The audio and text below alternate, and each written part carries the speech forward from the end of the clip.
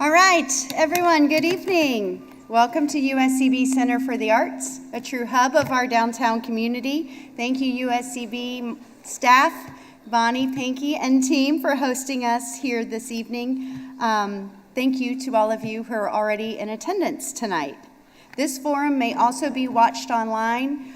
We have 2 live streams, one which will broadcast on the city's Facebook page and on the Chamber's Facebook page, and the county channel is here tonight to record as well. So if you are not in person, you can watch online, and if you would like to rewatch afterwards, you have a few options. One housekeeping note, if you have to use the restroom, they are stage left while USCB is undergoing renovation. So if you go off this side of the auditorium, you'll see signs for bathrooms should you need them. All right. I'm Megan Morse, President and CEO of the Beaufort Regional Chamber of Commerce, and I have the honor tonight to moderate the 2024 Candidate Forum for both Beaufort County and the City of Beaufort. The purpose of tonight's forum is to provide an opportunity for voters, that's you, to learn more about candidates and hear their thoughts on key issues. Tonight's forum will have 3 parts, 3 forums in one. First, we'll have the candidates for County Council in districts north of Broad. Then we'll have the 4 candidates running for 2 seats on City Council. And then we'll have the 2 candidates running for Mayor of Beaufort. The forum tonight is a panel question format, and each candidate will have an opportunity to respond to each question asked by the panel in turn. This is not a debate. Candidates may not ask questions of or speak directly to each other. Candidates will address the audience. Each candidate has 90 seconds to give their response and is allowed up to 2 30-second rebuttals during the forum if they are brought up by another candidate.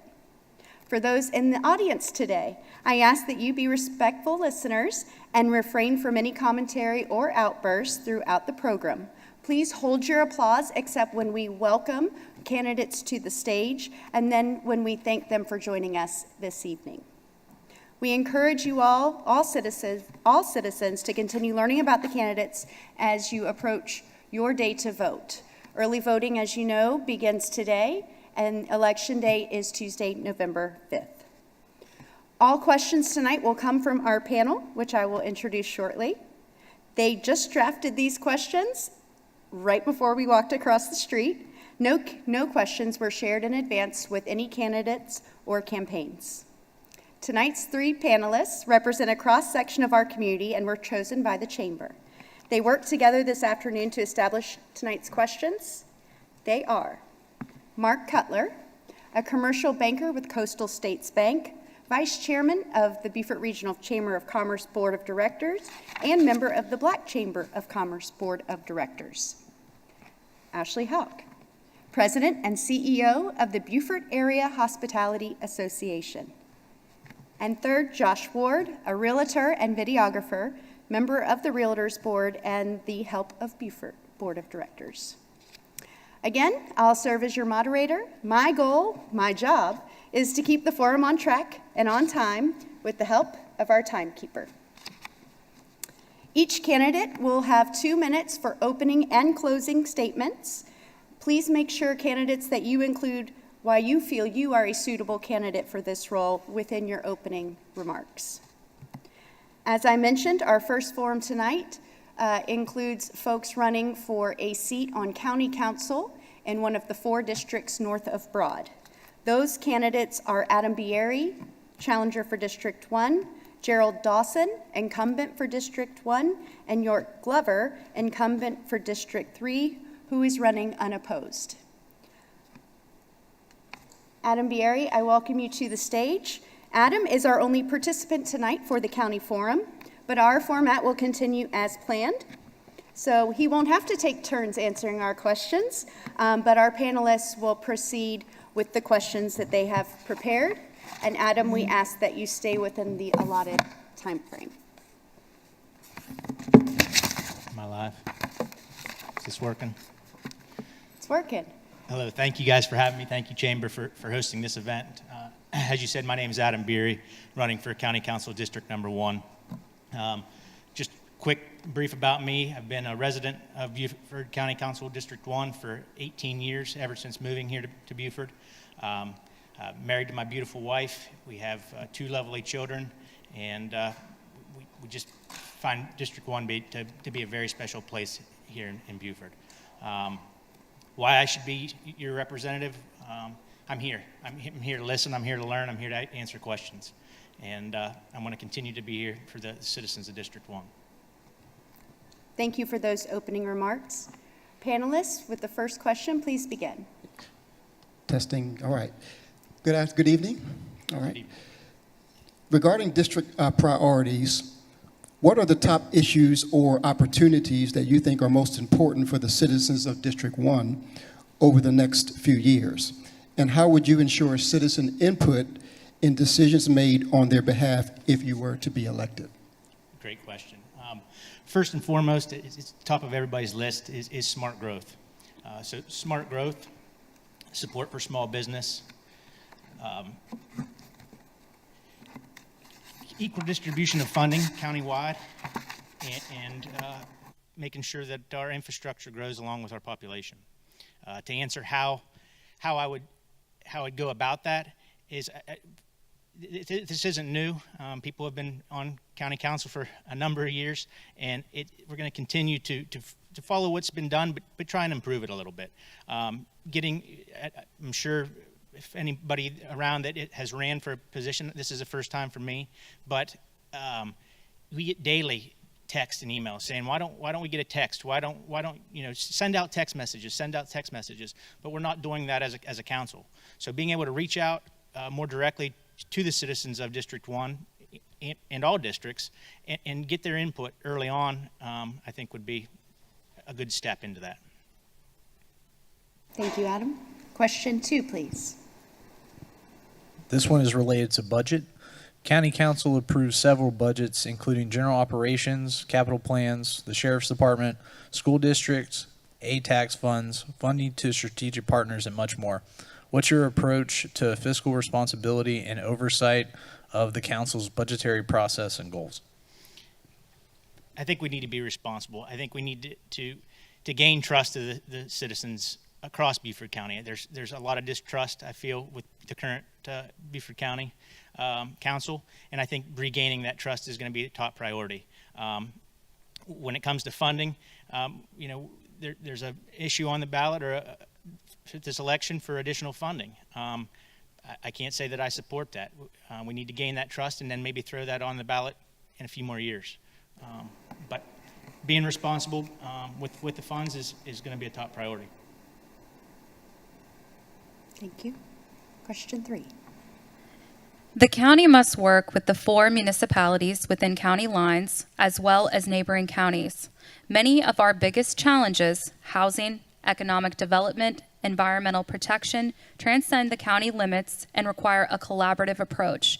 How would you facilitate productive regional collaboration? Again, another great question. When I was asked a similar question, how would we handle it internally?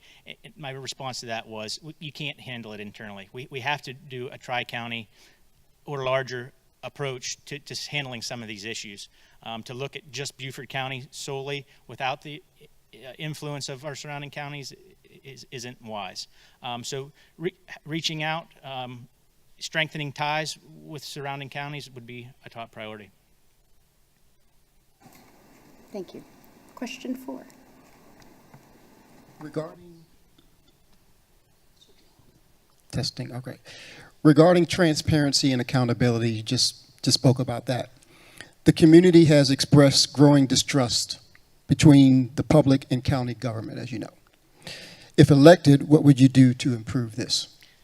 I think we need to be out there. I think we need to be in functions much like tonight, where we're answering questions, putting ourselves out in front and taking accountability. If something wasn't going right in the past, stand up and take accountability for it. Take your licks and let people know you're going to be there and you're going to change. You're going to try and fix the problem at hand. So being out in the public, not hiding from the issues, I think is the biggest and best way to combat that. Thank you. Question 5.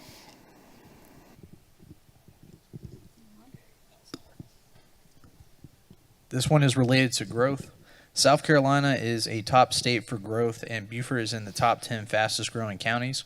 Beaufort County is increasing population at roughly 2% per year.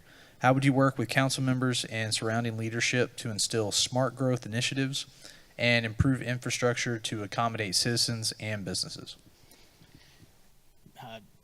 Smart growth, obviously, like I said, is one of the top priorities. District 1 being one of the most rural districts in the county. My background in architecture, I think, really leads itself to smart growth. I've studied it in depth in undergrad and in grad school. Not only how you grow small developments, but how you grow as a region. So trying to tie into some of the schooling, some of the knowledge, some of the practices that I've been taught, as well as what I've learned since graduating school, I think will be essential in helping the county to grow. But with that, we have to grow smart. We have to maintain some rural areas, and so I'll be a fighter for those rural areas. The community development plan, as it currently exists, it sets in motion a plan. We spent a lot of money as taxpayers generating the comprehensive plan, which sets areas of growth, not only within District 1, but within all districts. And following that plan, working with Beaufort County zoning is going to be essential as well, because we need to follow the plan, and where we can improve on the plan, we need to do that as well. So, thank you. Moving on to our next question regarding jobs, economic development, military, and tourism. Military, hospitality, and real estate have long driven the region's economy. Do you believe that multiple strong employment sectors create a more resilient economy? If so, how can the county council help create a more diversified economy within our county? To answer the first part of the question, I do agree that a diverse economy is important. I think that in District 1, ecotourism, to retain our rural identity, promoting businesses like that where people can stay in the area, work in the area that they live, and we're not driving to south of the Broad or outside of Beaufort County to conduct business, do our jobs. So that's part of the small business, and I think an incentive for those that don't have to travel outside of their district to work, and to generate these smaller companies, smaller businesses in areas that could ultimately use them and have the workforce to work them. So I think I answered the question, but maybe not. Can you follow up as far as the incentives are concerned, what that might look like, and how you work with local officials to help? Again, like I said, I can't, the one incentive that comes to mind is if you don't have to drive, outside of your district. There's some kind of incentive, whether it be on a vehicle tax or again, I'm very new to this. I've never ran, but so the more I'm in it, the more I understand, the more I can ask others, and I think we could work to find some ways to build those incentives. Outside of the military, hospitality and tourism is our biggest sector, generating $1.4 billion annually and 15,000 jobs throughout the county.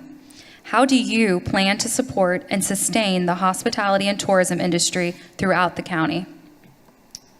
Again, I'm speaking to District 1, but the idea of ecotourism, small family farming in these rural districts, I think is super important. A big thing is, farm to table.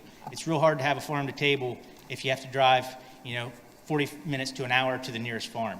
We have to retain these rural lands and promote these smaller businesses in order to have these unique opportunities. I think that's a great thing. What we currently have in Beaufort now, Beaufort County as a whole, is that we have the farms on St. Helena, and historically in District 1. We have the local seafood, and so not exploiting that, but encouraging those businesses and the tourism and the hospitality that comes with that, I think is a good path forward. All right, that was question number 7. We have 3 more questions for you this evening. These lights are hot. This one is related to development downtown and the historic preservation. The county's 2024 housing impact analysis addressed the growing demand for workforce housing and made a clear connection between the economic need for housing and the community's workforce. As an elected official, how do you propose the county's help address this need? The last part of the question, sir, I'm sorry. As an elected official, how do you propose the county to help address this need? The address for housing? Yes. It's prevalent. I mean, it's obvious that there's a need for housing. There's new apartments coming up all over the place. I think the idea of low-income housing in Beaufort County particularly it's not a reality. I mean, everything is expensive. There's no doubt about that. So how do we get to getting this affordable housing? I think we need to look at unique public transportation options. So maybe it's not necessarily in Beaufort County. Maybe we're partnering with our neighboring counties to develop not only the transportation sector, but the affordable workforce housing that we need to keep the engine going.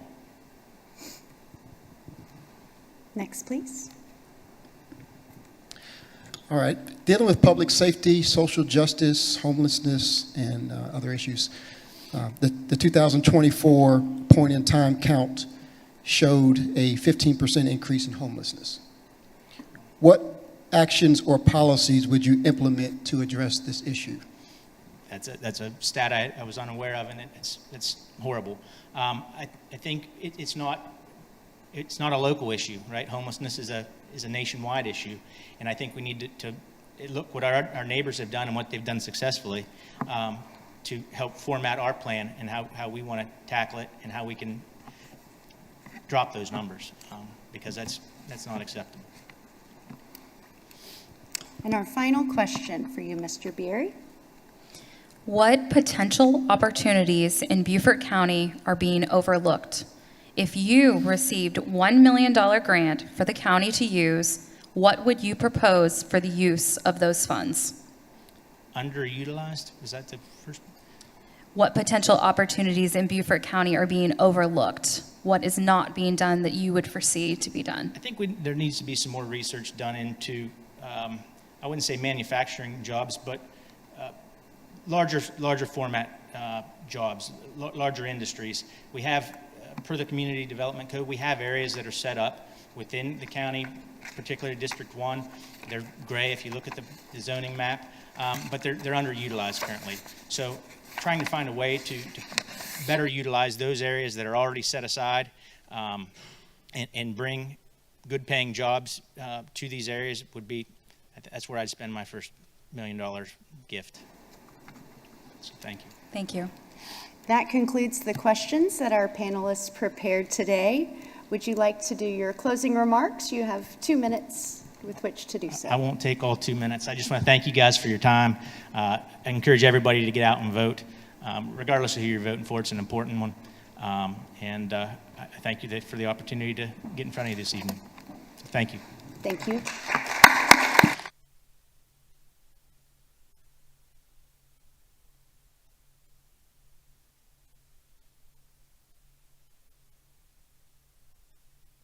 Forums tonight. Again, that was Adam Bieri, candidate for District 1 for County Council.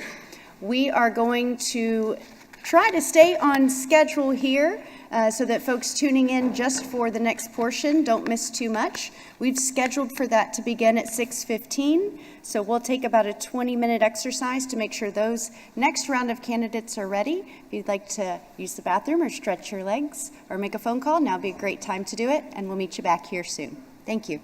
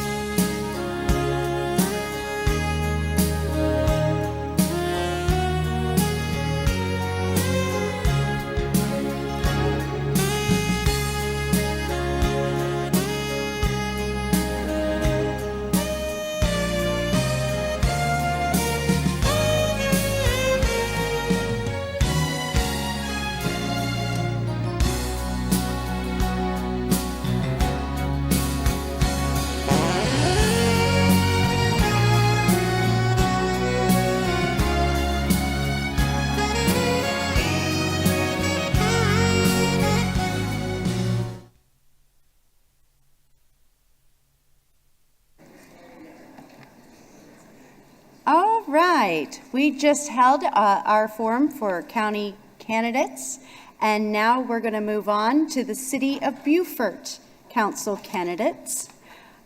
We welcome our candidates to the forum this evening. For the sake of transparency, both to the candidates and to those watching, especially if they've just joined online or here at USCB Center for the Arts, I will briefly go over the format rules for tonight's forum one more time. I am Megan Morse, President and CEO of the Beaufort Regional Chamber of Commerce, and I have the honor of moderating the 2024 Candidate Forum. The purpose of tonight's forum is to provide an opportunity for you, the voters, to learn more about candidates and to hear their thoughts on key issues. Tonight's forum is a panel question format. Each candidate has the opportunity to respond to each question asked by our panel in alternating turns. This is not a debate. Candidates may not ask questions of or speak directly to each other. Candidates are here to address the audience. Each candidate has 90 seconds to give their response to each question, and they are allowed up to 2 30-second rebuttals during the forum if they are brought up by another candidate. Now, in the spirit of democracy backstage, as we drew cards for the order, the 4 candidates unanimously decided that if they had any extra 30-second rebuttal cards left, they would be able to tie them onto the closing remarks, and I did approve that. All questions asked this evening were set by the panel just a short while ago. None of their questions have been shared in advance with any candidate or campaign. Tonight's 3 panelists represent a cross-section of our community and were chosen by the Chamber. They worked together this afternoon to establish tonight's questions, and they are Mark Cutler, commercial banker with Coastal States Bank, Vice Chairman of the Beaufort Regional Chamber of Commerce Board of Directors, member of the Black Chamber of Commerce Board of Directors. Second, we have Ashley Hauk, President and CEO of the Beaufort Area Hospitality Association.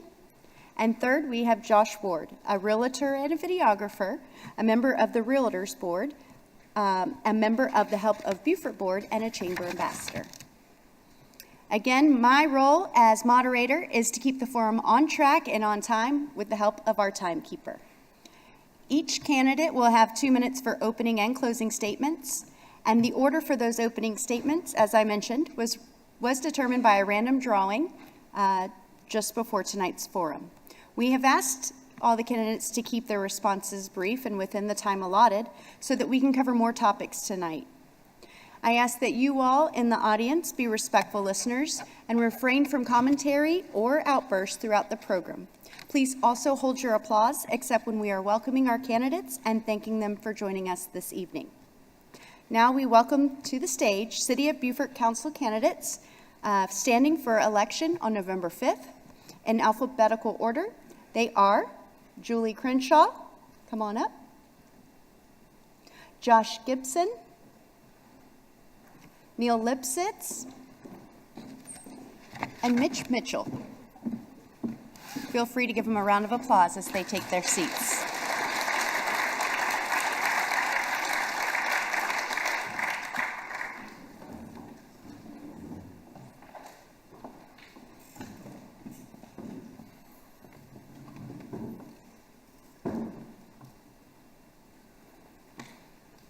All right, now that we have everyone in place, Neil drew the lowest card, so he will begin with opening remarks, and then the order will proceed across the stage and loop back around.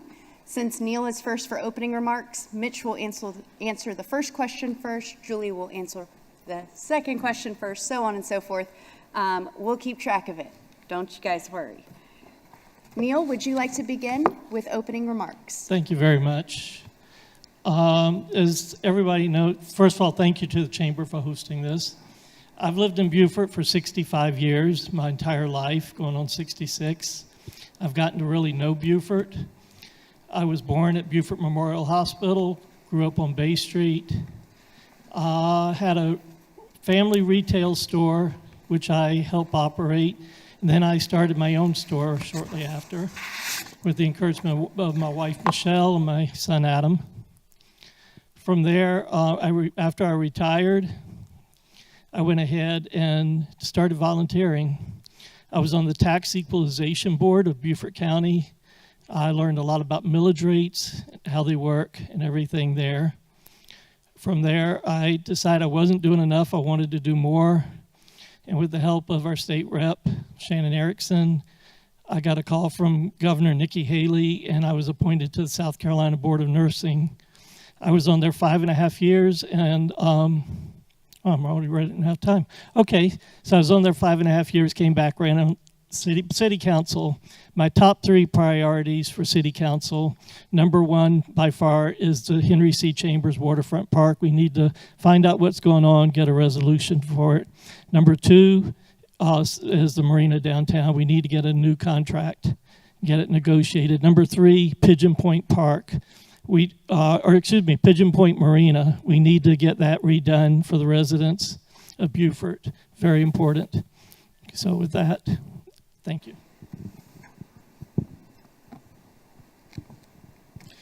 Well, good evening, everyone. I am Mitch Mitchell, City Councilman running for re-election. I'm a native Beaufortonian, having grown up in the township of Sheldon, on the northernmost portion of the county. I'm a graduate of Robert Smalls High School, South Carolina State College. I joined the Marine Corps on the day I graduated from South Carolina State, served 6 years active duty. Got out and pursued my lifelong dream, which was inspired by not the same jets, but jets flying out of the Marine Corps Air Station Beaufort. I was blessed. I truly lived my dream throughout my working career. When the opportunity presented itself, both from my military requirements and my civilian requirements, I chose to come back home. Because I did not leave home because I did not like Beaufort, I left to pursue my dream. My Sunday school teacher, Ms. Frida Mitchell, told me on the day that Kelly and I were leaving to go to El Toro, California, and can you imagine, new wings, new car, and a new wife, and my first assignment was El Toro, California, just south of Disneyland. It was hard for me to think of what the significance of what she was saying, but what she said was there was plenty of work here to do. So when that decision was purely mine, I came back home because I wanted to be here. And I hit the ground running, having served with the Beaufort History Museum, Penn Center, and also on the county's Planning Commission. And when I joined the city as a councilman, I continued to work reopening the Charles Lynn Brown Community Center, putting my weight behind parks that Marcy Oak is getting, and making sure that the city has a balanced budget and responsible government. Julie? Oh, it is? It's on? Okay.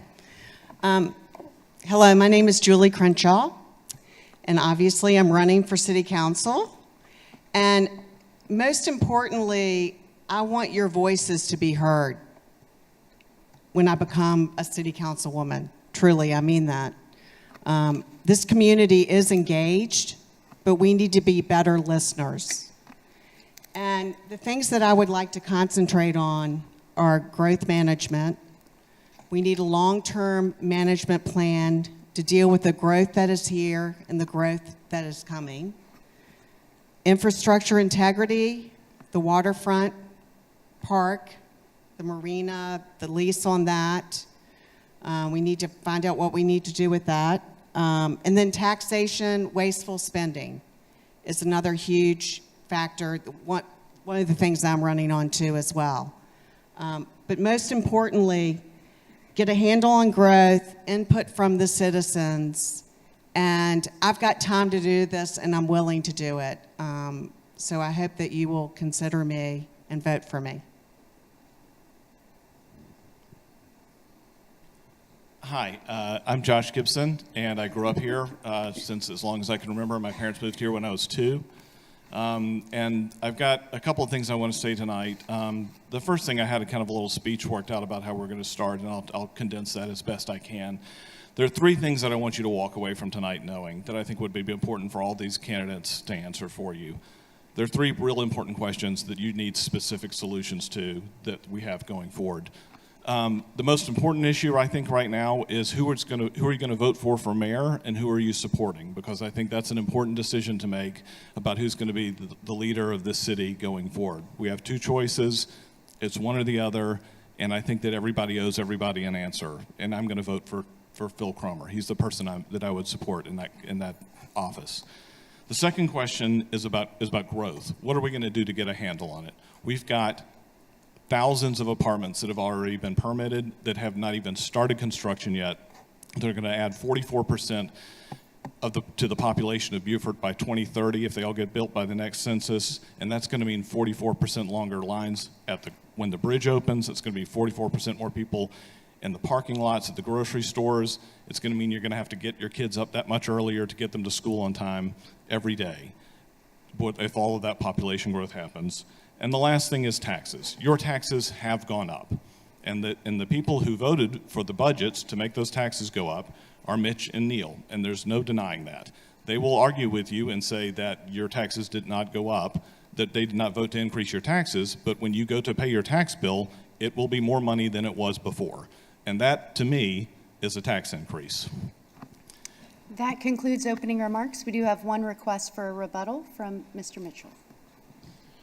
So I cannot sit here idly and be accused of having raised your taxes.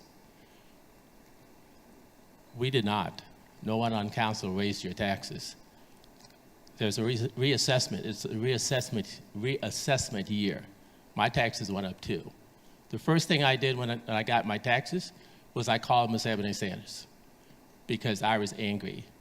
And then while I was waiting for the appointment, I looked around at what happened with my neighbors' taxes. And some of them went up more than mine. Your taxes went up because your property was worth more. Don't buy that argument. Don't settle for that. It's an untruth. Thank you, Mitch. One more rebuttal from Lipsitz. My property taxes, or the value of my house went up 80%. 80%.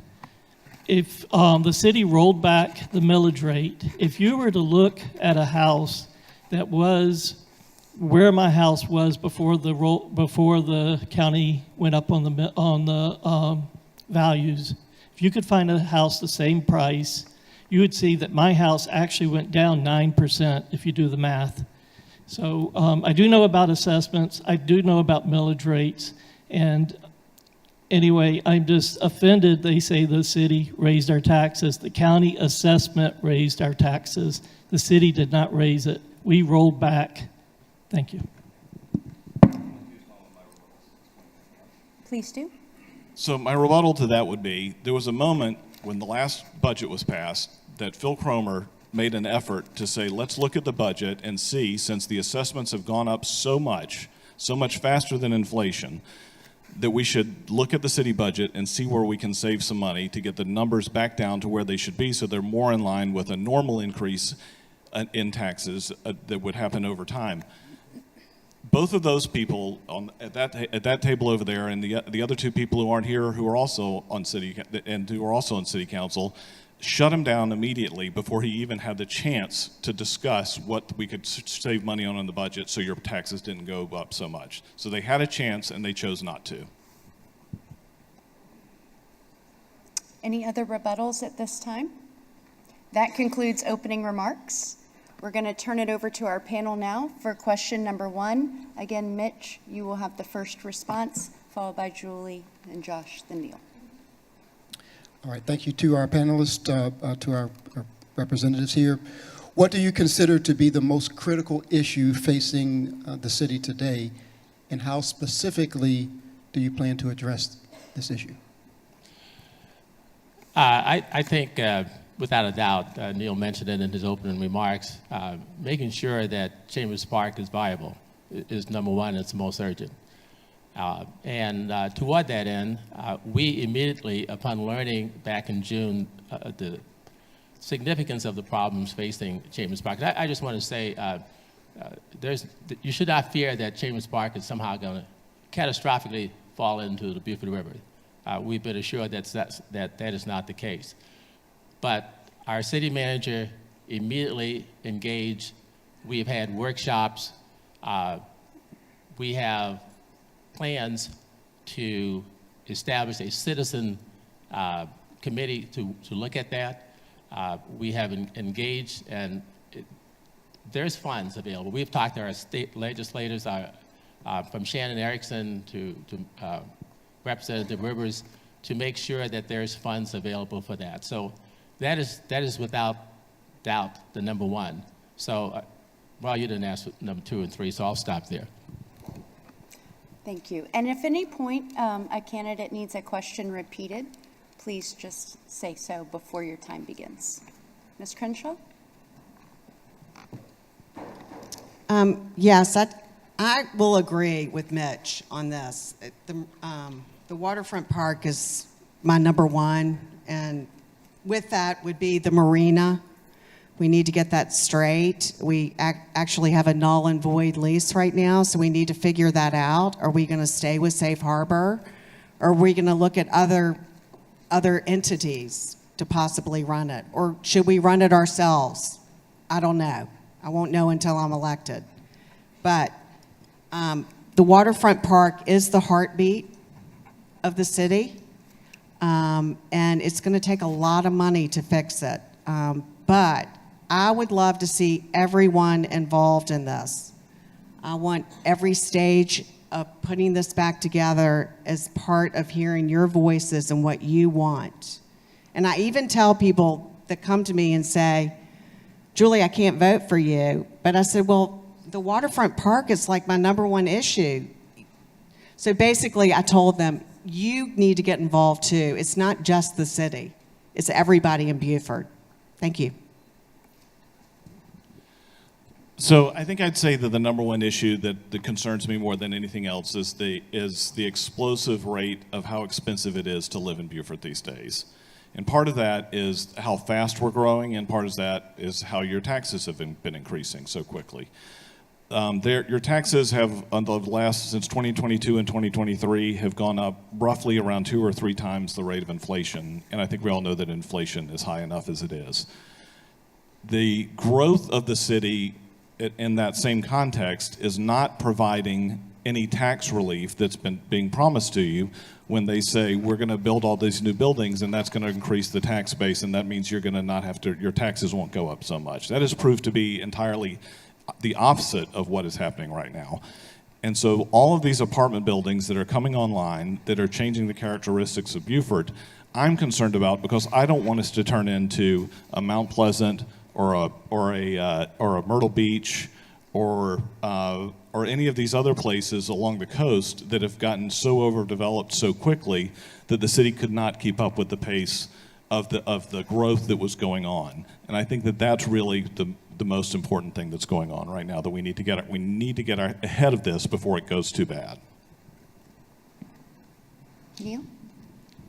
First of all, before I say my number one issue, I am going to say this. If we roll back the taxes, what services do you want cut? Do you want the fire department cut, the police department cut? I don't want any of them cut. Public Works, they're overworked. We need to increase them somehow or another. But my number one priority definitely is the Henry C. Chambers Park. It is the crown jewel of Beaufort. We need to find a resolution, find out what's going on, get a resolution for it. It is part of a viable downtown. Downtown is the heartbeat of the city. The Henry Chambers Park is the crown jewel. Right now there's a committee going on I'm a part of called the Tiger Team. We're trying to make downtown more viable. I'm not going to go into details on what. That'll be coming out soon enough. But downtown in general, we need to really get a diverse amount of businesses down there. We need to make sure it's very lively day and night. The park, we do need, that is our number one priority. We definitely have to get that so we can hold events and everything. That concludes question 1. Ms. Crenshaw, you'll be the first to answer the panel's second question. This section covers jobs, economic development, military, and tourism. How can the city manage growth while preserving Beaufort's identity and ensure that economic development opportunities benefit all the communities within our area?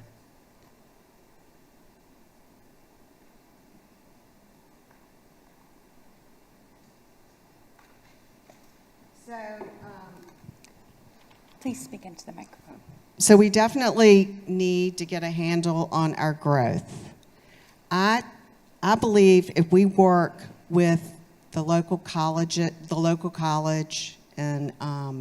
the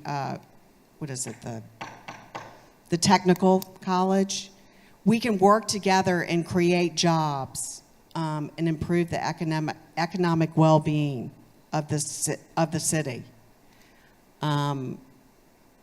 And basically, I would want the input of the citizens again. How we need to have a conversation, basically. That's it. Mr. Gibson? Can you ask the question again? Do you mind asking the question again so I get the full question? Yeah. Thanks. How can the city manage growth while preserving Beaufort's identity and ensure that economic development opportunities benefit all the communities within our area? I'm sorry.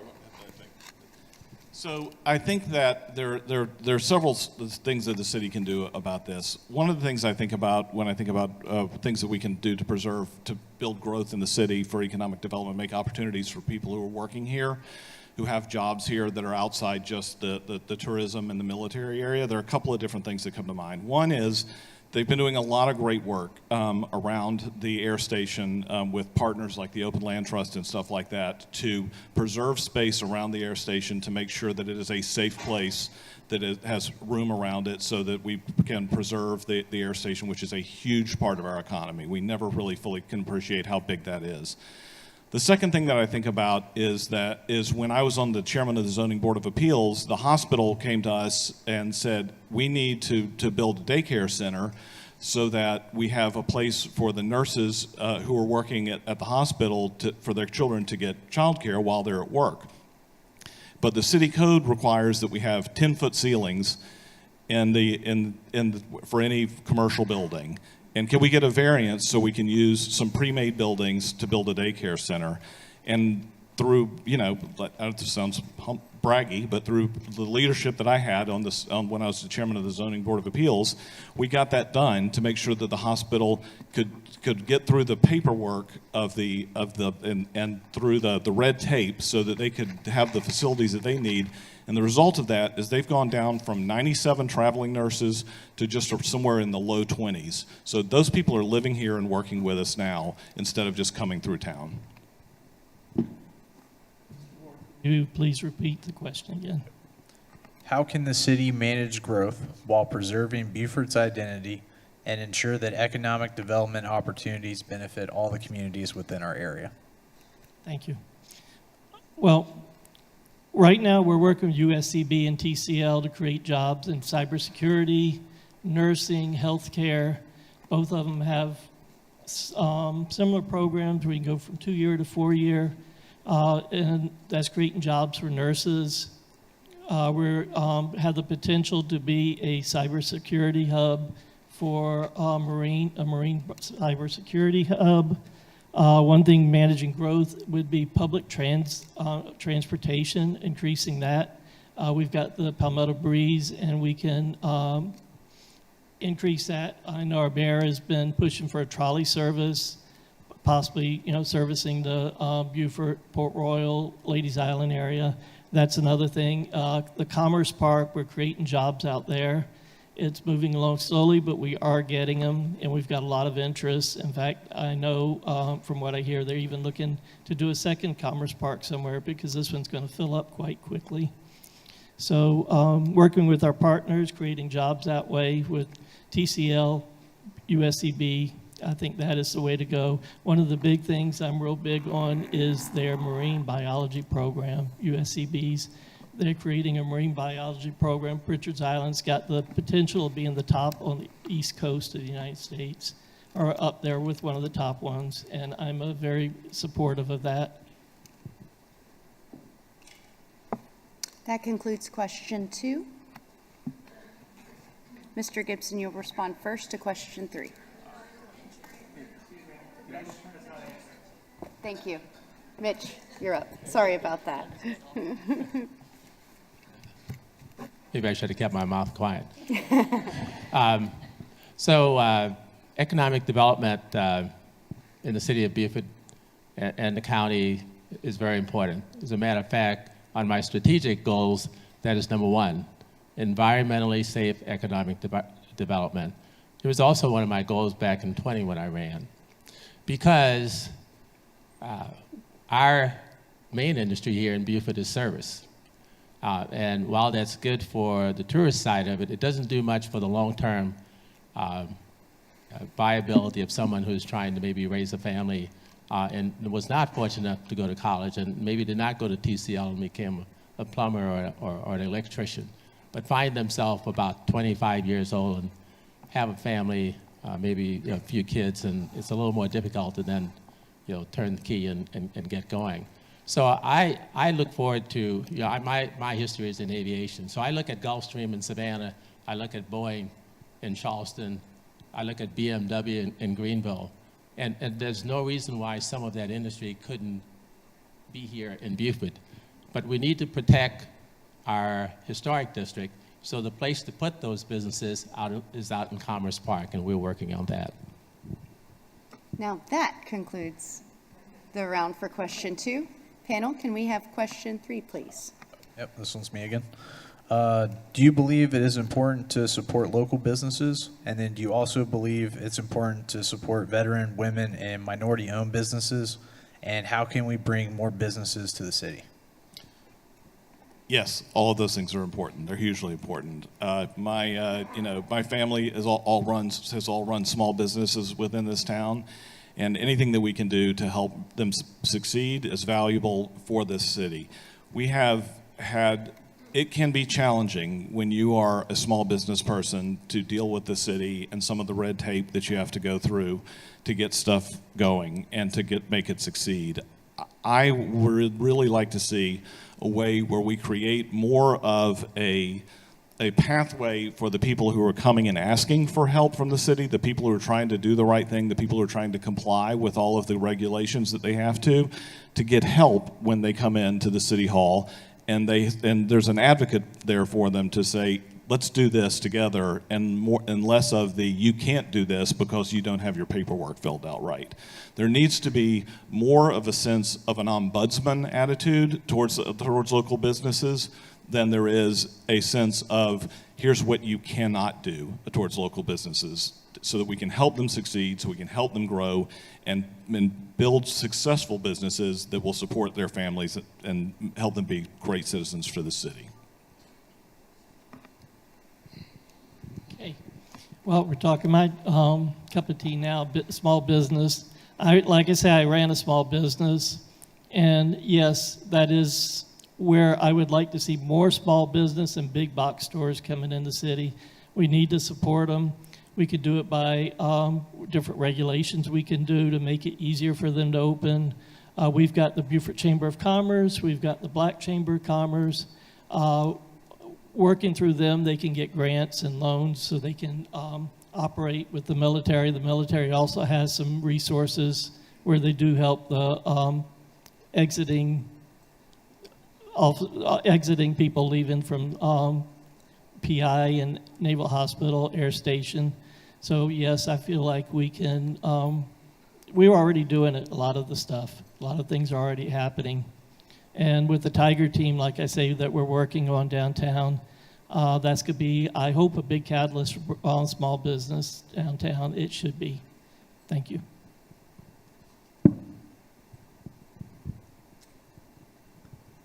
Small businesses are really the backbone of America. We hear that from the national level to the state level, and now we're hearing it at the local level.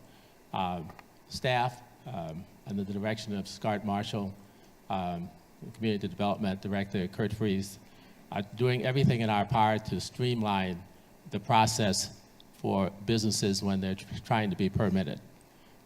We've also looked at changes to the ordinances to make sure that things happen, zoning, additional dwelling units so that folks can live close in town. We've looked at possibly having businesses where the first level of a development or structure is for businesses so that we can have restaurants, maybe entertainment in the districts that allow that. So I think everyone understands that, and we're working toward doing that. and everything we can do. But at the same time, you know, we who have been blessed to be elected, we don't have all the answers. So please, you know, keep pinging us and sharing your ideas. Well, I will have to say I agree with all of these guys. I think we're all on the same page. For the businesses and the restaurants, we need to listen to the business owners and find out exactly what they're struggling with and try and work with them on it. Basically, I don't know, my husband and I went to Charleston like 3 months ago, and there are no boutique stores down there anymore. And I would hate to lose the boutique small stores that we have here. They're so unique. And the restaurants too are struggling. We've got some new state law that is prohibiting people from staying open. I don't know if you saw the recent article, Charleston's closing 4 of their restaurants. I'm not gonna go into detail because it will, you know, bite up my time, but anyhow, it's all about listening to the business owners, having open communication with them, and working with them. Thank you. Question 4, please, panel. Hospitality and accommodation taxes are the third largest revenue source for the city and the second largest industry in our region. Do you support ongoing investment in the hospitality and specifically tourism industry? 100%. Tourism is one of the 3 legs of our economy. We've got the tourism, we've got the military, and then industry that we're trying to get in, the third leg. The problem I see with the restaurants, as she was alluding to, closing up. I'm on the Municipal Association Legislative Committee. I was just appointed. And one of the things we're going to be taking to the legislature is to do something about the insurance that they're paying. They're paying through the nose in insurance, unbelievable amount, the restaurants. It's going to cause some of our best restaurants to close, not just us, it's all across the region, everywhere, if they don't do something. I think there's maybe 1, maybe 2 insurers in the whole state that'll insure the restaurants that serve alcohol, and that's definitely a problem. I support the whole industry, the hotels, the just everything, tours, the horse and carriage tours, golf cart tours, and I think we've got a really good thing going, and we don't want to mess it up and throw, you know, a monkey wrench in there. So the short answer and the long answer is yes, yes, and yes. You know, the hospitality industry in Beaufort, it's very obvious to everyone the importance of it and the work that you're doing to support that. So I could just say yes and share ideas with us that where you think we can do better. I know I was talking, and I'll share that, you know, mention Neil in this. You know, one of the ideas that Neil shared with me, I don't know whether it will go anywhere, but you know, we absorb a lot of police energy when we block off Bay Street between Charles and Carteret. You know, maybe there's another way to do that. Maybe we could make Bay Street more of an area where more time is spent where it can just be a walkable area versus having the cars go through it. So, you know, I think one of the things I try to do very well is to realize that I don't have all the answers and to reach out to others who have ideas that they could share with me so that I can, you know, bring it to council or support the workshops to bring some of these to fruition.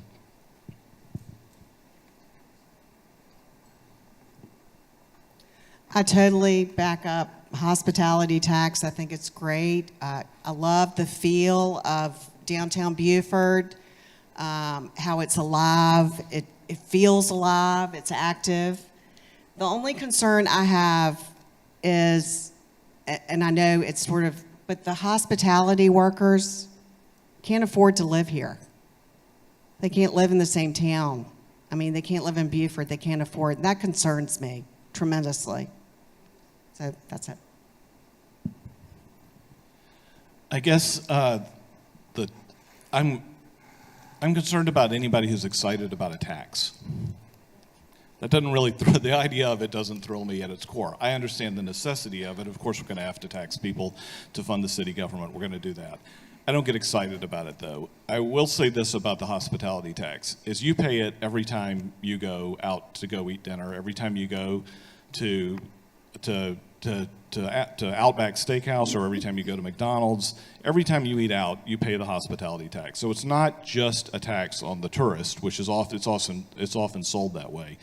It is important, obviously, to invest in our city and our tourism business. But I would also say that we are winning the tourism business. We have a lot of tourists. If we're going to collect a tax that is only to get more tourists here, it doesn't seem like we don't have enough tourists. It seems like that's going pretty well already. If we're going to collect a tax, there are things we could use it for, like the waterfront park, like fixing your roads, all the kind of things that the civic government is supposed to engage in. And I think that we should, I'm not opposed to the idea of the hospitality tax, but I think we need to rethink the way that we're talking about spending it, and spending it more on some of the basic needs that the city has, because we're definitely lacking budgeting in some areas for some of the important stuff we need to take care of. Next question, please. All right. What are the key issues dividing our community? And how do you propose those issues be addressed while promoting civility and unity?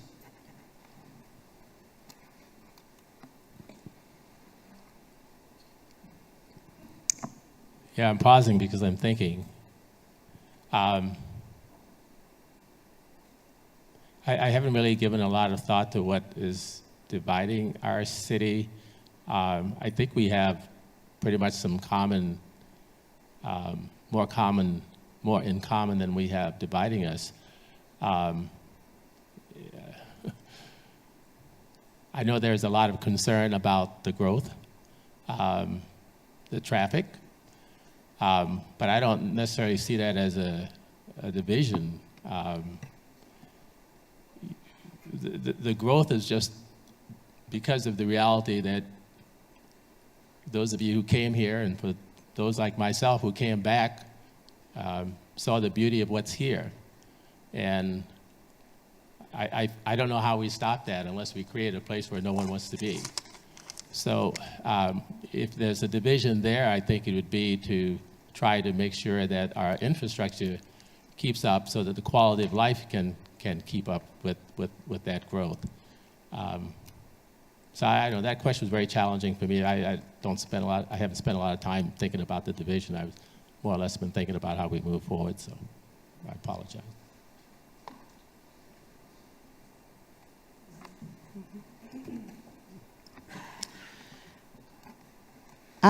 Part of my campaign is knocking on doors. And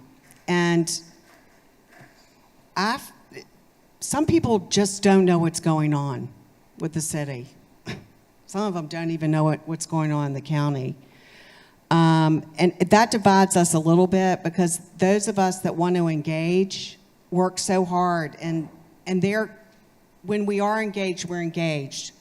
But I would like to see people that say that they don't know what's going on. I'd like to get them engaged in what's going on and get involved in government and be a part of the system and care about it. That's what I see the division. It's sort of like, well, I really don't care and I don't want to get involved, but you should care. And that's why I'm doing this, because I care. So basically, we just need to listen to our community, once again. So I think that this is one of those issues, but mostly when I think about our issues that we're asked to address with City Council, my first instinct is to say, let's start with the citizens and work our way up from there and find out what the answer is. This is one of those decisions, though, where I think it's more of an issue of leadership from the top that sets the tone for everybody else. And I'm glad that Mitch hasn't spent a lot of time thinking about this, because maybe he hasn't been attacked personally like I have when I've been running for city council. And I hope that we can set a new tone for that. I am concerned about the city because we talk about preservation a lot, about what we're going to set, what buildings we're going to save, how we're going to save them, are they worth saving? There's another thing that's worth saving in this city that's been here for 300 years too, and that's the civility that we used to live by here in this town. And it has changed in the last few years. It is not the same as it used to be when I grew up here. And I can tell you that from my personal experience. And I can tell you that somebody called me today and they said that Neil Lipsitz was at a meeting the other day, and he said that if Josh Gibson gets elected to city council, he's going to fire the city manager and the police chief. And that's a lie. That's not true. I know that's not true because not only have I never said it, I've never thought it in my entire life. And we have got to stop lying behind people's backs and saying things at secret meetings and executive session and stuff like that, and have our discussions in public and be honest with each other so that we can work together to build a better Beaufort. Thank you. Since you opened that door, I agree. Civility is definitely dividing us from outside sources. I won't say where, but anybody that's on the internet, they know where it's coming from. What I was going to say before that comment, destruction of our trees and losing our character, I think, is really dividing us. It's not the Beaufort I grew up in because of civility, because of just the whole town just changing, just clear-cutting everything. But as far as a division among the people, I mean, I really can't find one. I mean, everybody seems to get along. I mean, there's no racial divide that I can see, or at least if there is one, I don't see it. I don't see color really. So I don't care whether you're black or white or gay or straight or whatever. I mean, we're all the same. We all come from the same thing. So I can't see a divide here. I just see more coming together. Thank you. Councilman Mitchell, would you like to use your rebuttal? Yeah. I guess I won't have any time left over using my rebuttal in my closing comments, but I sense some lack of civility right here now that we should address. For one thing, no city councilman can fire anybody except themselves. And to fire the city manager, you need 2 other votes because it'll take 3 to do that. So I would just keep in mind that we don't have to do these back and forth attacks. We can just answer the question. That concludes question number 5. A few more left to go. Question 6, please. The millage rate in the city remained the same this year, but property values increased. What is your approach to fiscal responsibility and managing tax revenues without risking the displacement of lower to middle class income families? Ms. Crenshaw. Can you repeat that again? The millage rate in the city remained the same this year, but property values increased. What is your approach to fiscal responsibility and managing tax revenues without risking the displacement of lower to middle income families?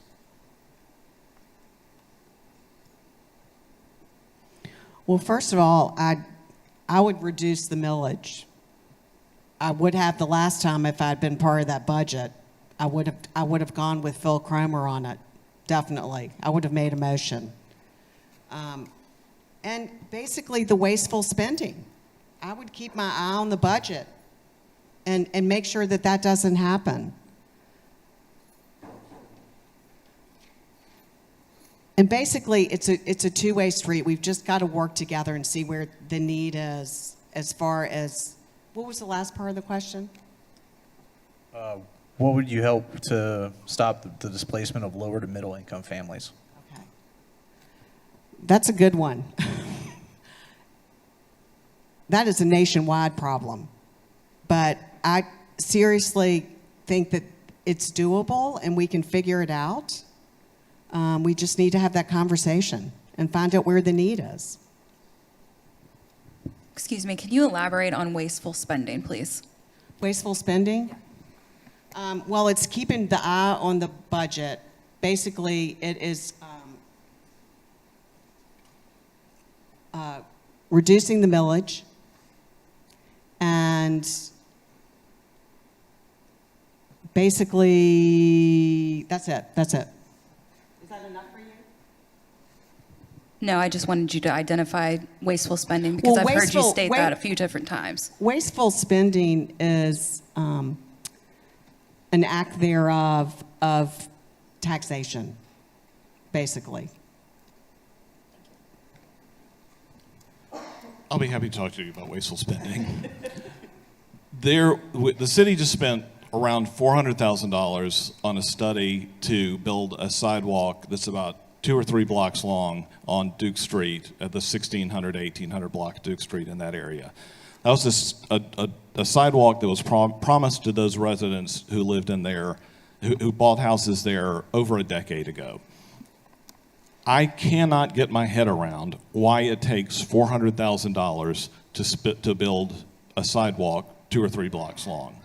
I could get me and 5 of my friends, and we could call the concrete company, and we could build a sidewalk over a weekend for that amount of money. And that's just to look at it. That's not even to do the construction. They add on all these pieces to it. They add on all of these drainage projects where there's no flooding. There's no flooding, but we need to add a drainage project to everything to build a sidewalk. It makes no sense to me when we look at those things like that. And I forgot what was the first half of your question. With the millage rate remaining the same, but property value increasing, it raised taxes overall for the city.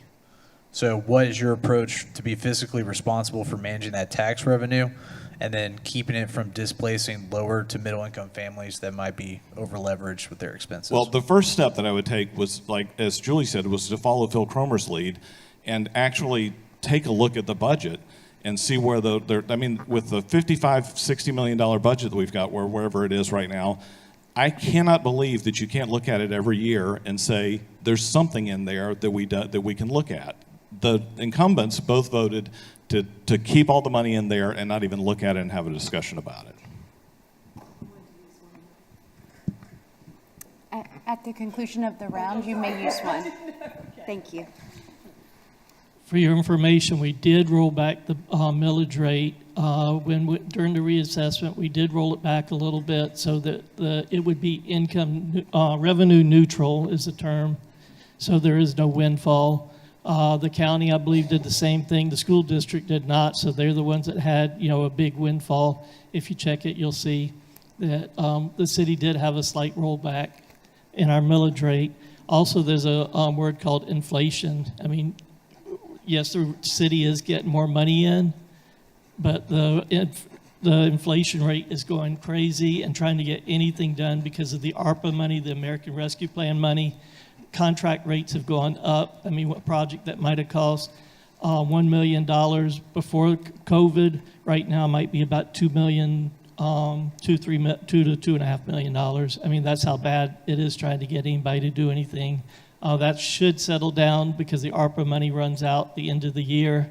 So hopefully that will stop.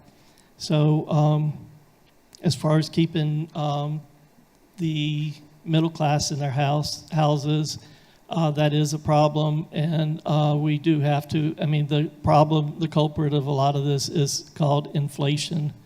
And how do we deal with it? I mean, that's a national problem, as Ms. Grinshaw said. So when we talk about reducing taxes, the other part of that question is, what do you want to do without? Okay? It was mentioned earlier, do you want less police protection? Maybe your house is on fire, you want less fire protection? There are no free lunches here.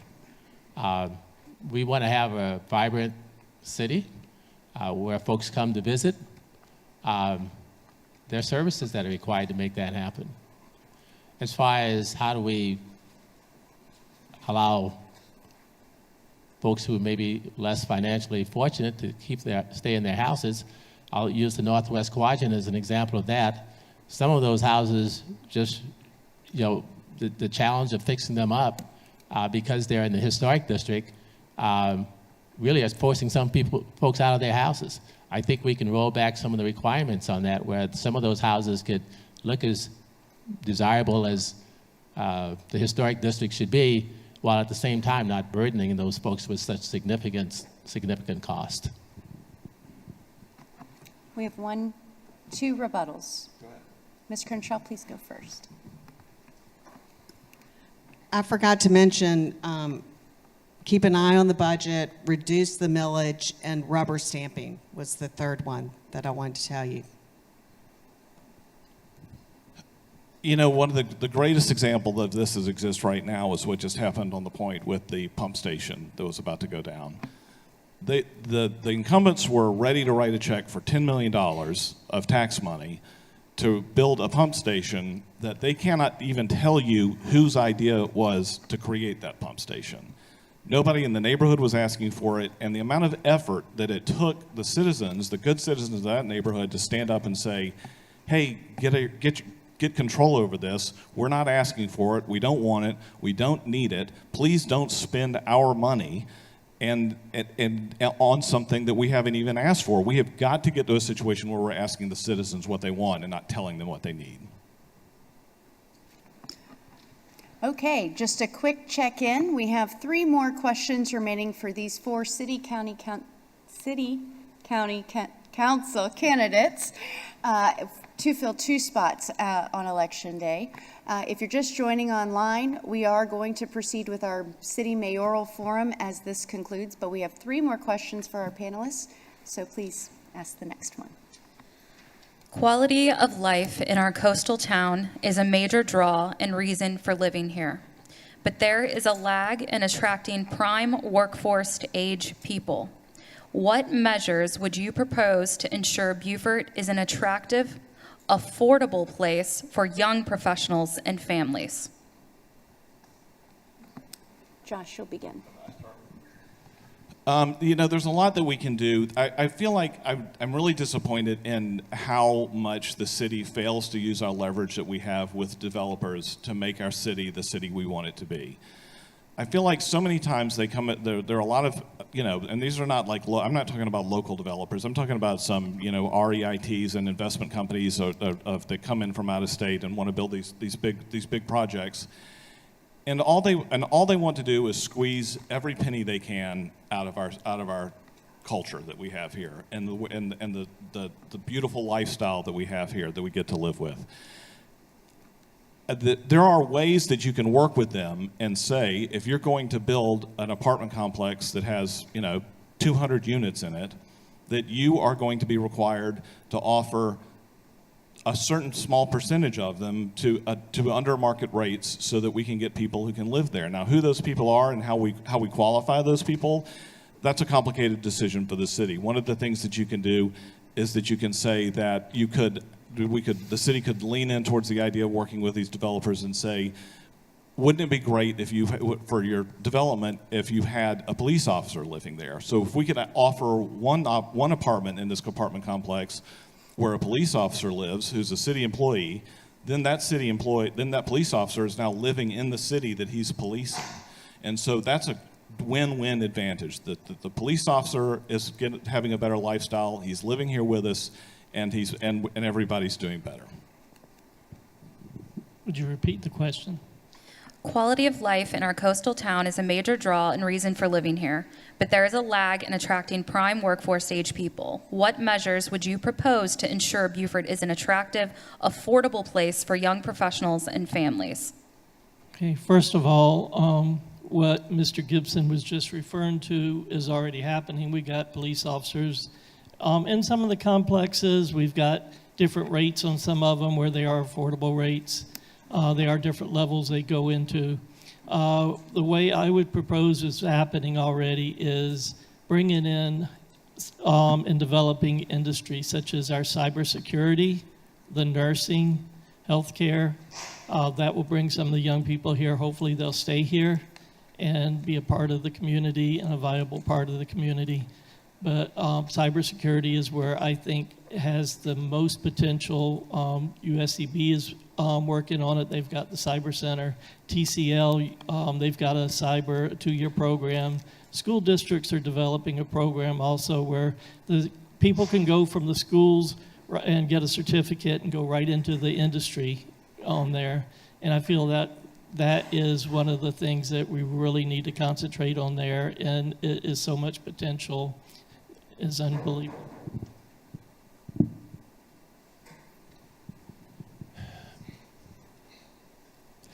Yeah, we definitely need to do more to keep our young folks who've gone away elsewhere to college, or hopefully more and more are going right here to USCB or to the technical college in the city and in the area. It's kind of like the dog chasing its tail. The housing question keeps coming up. And until supply reaches a level where the demand is not such that it drives up prices, it's going to be a challenging issue. But you know, the things that Neil mentioned in terms of nursing, cyber, the training that's taking place at TCL, but as those folks stay here, we need places to shelter them. And toward that goal, we have quite a few homes, structures within the city that are in a state somewhat dilapidated. And the city set aside $50,000 in our last budget back in January during our retreat. And most recently, we have approved another $100,000, which the Housing Trust is going to match. So we have to do something to help along the way. And you know, it's kind of like testing the appetite. We'll see how this goes and whether there's appetite for more.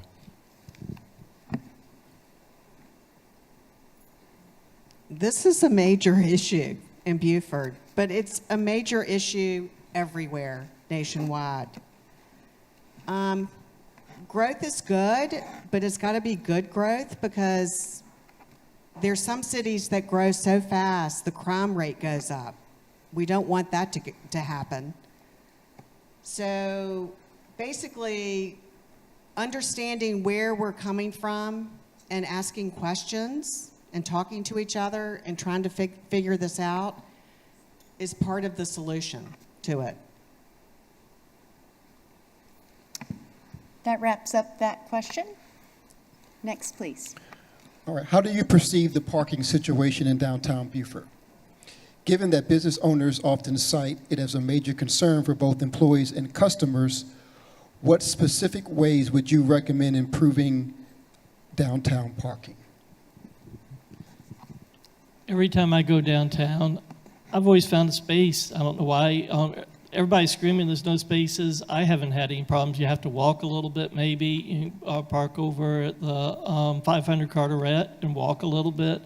But I've always found parking there. However, there is a future parking problem coming. And once these developments downtown become a reality, the hotel, the apartment building, the restaurant, new restaurant, which is going to take up a number of spaces, we are going to have to figure a way to get a parking garage. I mean, it's going to have to be a reality at some point. I mean, not everybody likes it. I'm not saying I do and I don't, but whether you like it or not, with our growing downtown, we are going to have to come up with a solution. The parking garage probably would be the most viable way of doing it, I think. Mm-hmm. Yeah, parking is a challenge, right? And I think somewhere behind that question is, you know, the back and forth and hawing of whether the parking garage that one of the developer had been approved for should go forward. As the city grows, unless you want to walk very far, then, you know, as the city becomes denser, that's why you have skyscrapers in cities, because there's nowhere to go but up. But in the meantime, you know, we could develop things like there are empty parking spaces right across from City Hall in the county building, and maybe a good trolley system that operates frequently enough so that folks aren't worried about waiting too long, or maybe developing within the city a more rideable bicycling pathways to get to downtown minus sitting in a car. So I'm sure the bright ideas are out there. Just share it with us so that those of us who are sitting on council can act on them. I tend to agree with you, Mitch. And Neil, I've never really had a problem parking downtown.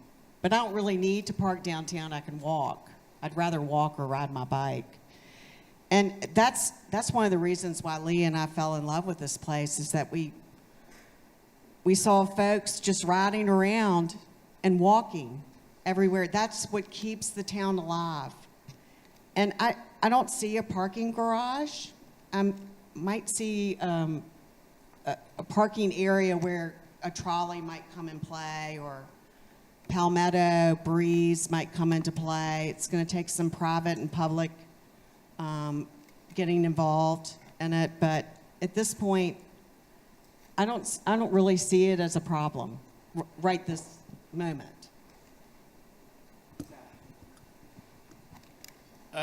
The parking garage, or a parking garage, is going to be a massive investment for the city that is obviously unfunded right now.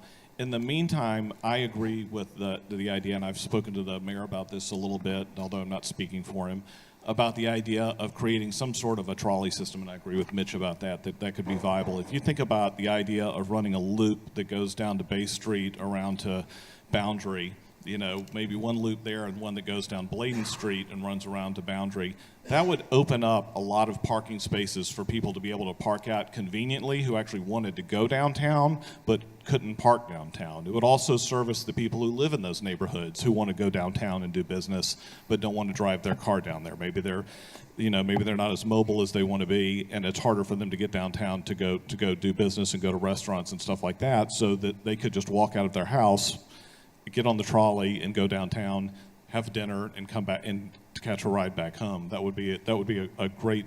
I think that's a good intermediate solution to the long-term problem about what we're going to do as we get as big as we're going to be someday.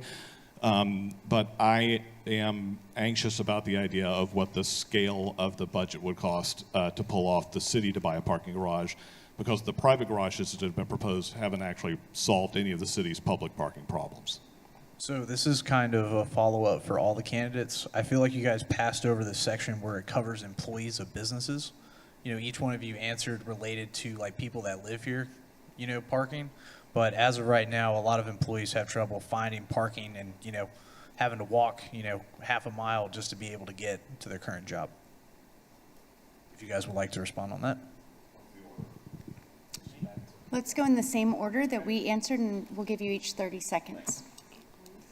I don't know how much the parking is being utilized at 500 Carteret Street, but there is parking along in there, and eventually maybe there's a lot next door. Maybe it could be acquired for more parking, and across the street from there, there's a small lot that whole area could be done for parking right there behind 500 Carteret, and I think that could be set aside for employees. I know the Wachovia building. She graciously lets a lot of them use the parking, from what I understand, the woman that owns it. So anyway, I think there is spaces there. You just have to find them. And also the space across from Blackstone's that could be redeveloped. Mitch, would you like to continue your comment? I don't know the answer to that. I think there are folks who are probably professionally trained to maybe do a survey or study of the area to try to figure out where we could maybe have some designated parking. But it just goes back to this question that we've been dealing with for some time. The garage idea is not attractive, but I don't hear the alternative to it. I've been downtown at times when I couldn't find parking either. So, and there was a big space sitting there that maybe could have accommodated a leveled parking lot, a tiered parking lot. Ms. Crenshaw, Mr. Gibson, would you all like to add it on to your response? Yeah, I mean, I think that there's a partnership here that the city needs to work with the employers of the employees to make sure that they're taken care of. I mean, when we're talking about people who are often being paid hourly, that for them to park their car at a parking meter when they get downtown is taking money away from their wage from while they're working. What usually happens is that they go to the closest non-metered space that they can find, and then they end up on places like New Street and stuff like that, where they're parking in residential neighborhoods because it's not metered over there. And that's problematic. I think the owners could work with their employees better to find places for them that would give them a better space, a more organized way to do it. Ms. Crenshaw, did you have an additional comment? Once again, I really don't see a parking deck fixing this situation at all. I just think I've talked to the owners and talked to the employees. They've never said anything to me that they're having problems, but I mean, this is the first I've heard of it. I mean, I used to work downtown. There's definitely a problem with employee parking, and the reason why people go park over on New Street is there's only a 2-hour limit for parking in spaces, so you can't have a 6-8 hour shift and then get a ticket because you're not specified as being an employee. We do have one final question tonight, so I'll ask our panelists to share that now.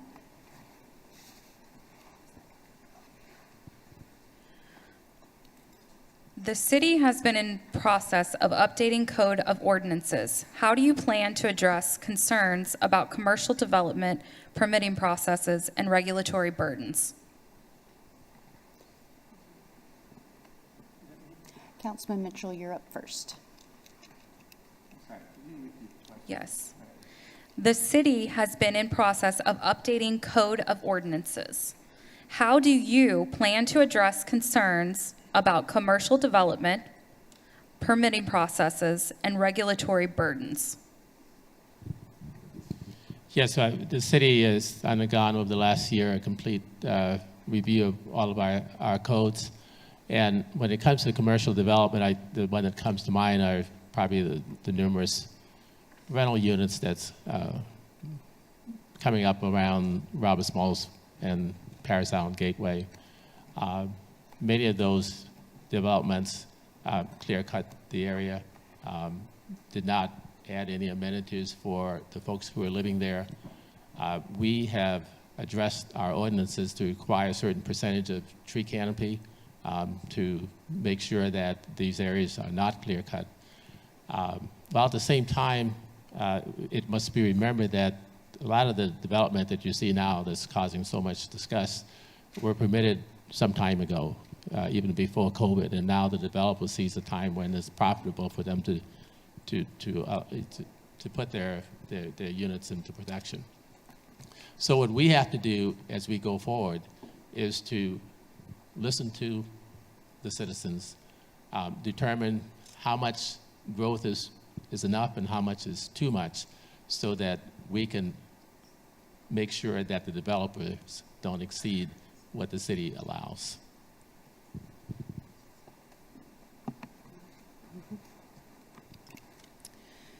I think that we need to take a pause very soon and review our codes and ordinances and find out exactly what has been approved that's sitting in the coffers right now. Because this last bit of apartment units, and I know that wasn't commercial, but that was approved 20 years ago. So I don't, frankly, I don't know what else is out there. So I'd like to see an expiration date when these things are approved. Maybe a 2 or 3 year expiration date, if they're not like under contract with a contractor and doing something. That's how I would approach it, basically. I got way more to say about this than I have time for tonight, but I'll go as fast as I can. I have a friend of mine who's an architect who lives out in California. She grew up here in Beaufort and still owns a house here. She called me the other day and said, I'm trying to get a fence permit just to put up a 6-foot-tall, dog-eared Charleston green privacy fence on my side yard, like is on almost everybody's side yard in this town.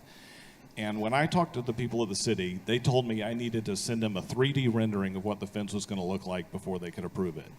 This woman is building houses in Malibu, California, probably the most restrictive place you could ever want to build anything in your life. And she's saying, I have never met this level of resistance towards getting stuff done. We need more of an ombudsman, of somebody who's a facilitator working with the city, and to change that attitude from what you cannot do to here's how you get to what you want to do. I called the city the other day because I've got some rotten pickets on my porch and I need to replace them. And I know because I'm involved with the city that I need technically a building permit to do that for an in-kind replacement. They said, you need to send us a sample of the picket that you're going to use to replace it with. And I said, it's going to be the same one as the one before. And they said, we still need a piece of it. So I am going to have to take a piece of wood down to the city, a piece of southern yellow pine treated, and show that to them and say, this is what it's going to be. That level of restriction is absurd. The city has been reviewing our codes, and we've updating them. They're before the Planning Commission now. We're waiting to get them back. Some of them will be, as Councilman Mitchell said, requiring more green space at these developments, so they're not just clear cut. They have to put more. We're going to be protecting a lot of the trees, live oaks, our what do you call the tree? The term for it, the trees. Anyway, we'll be protecting our trees. The codes are going to be trying to make things easier. As far as having to bring the pine in, there's some people who make things bad by trying to get around the code. So I guess that's why they're requiring it, because there are people who try to skirt the codes.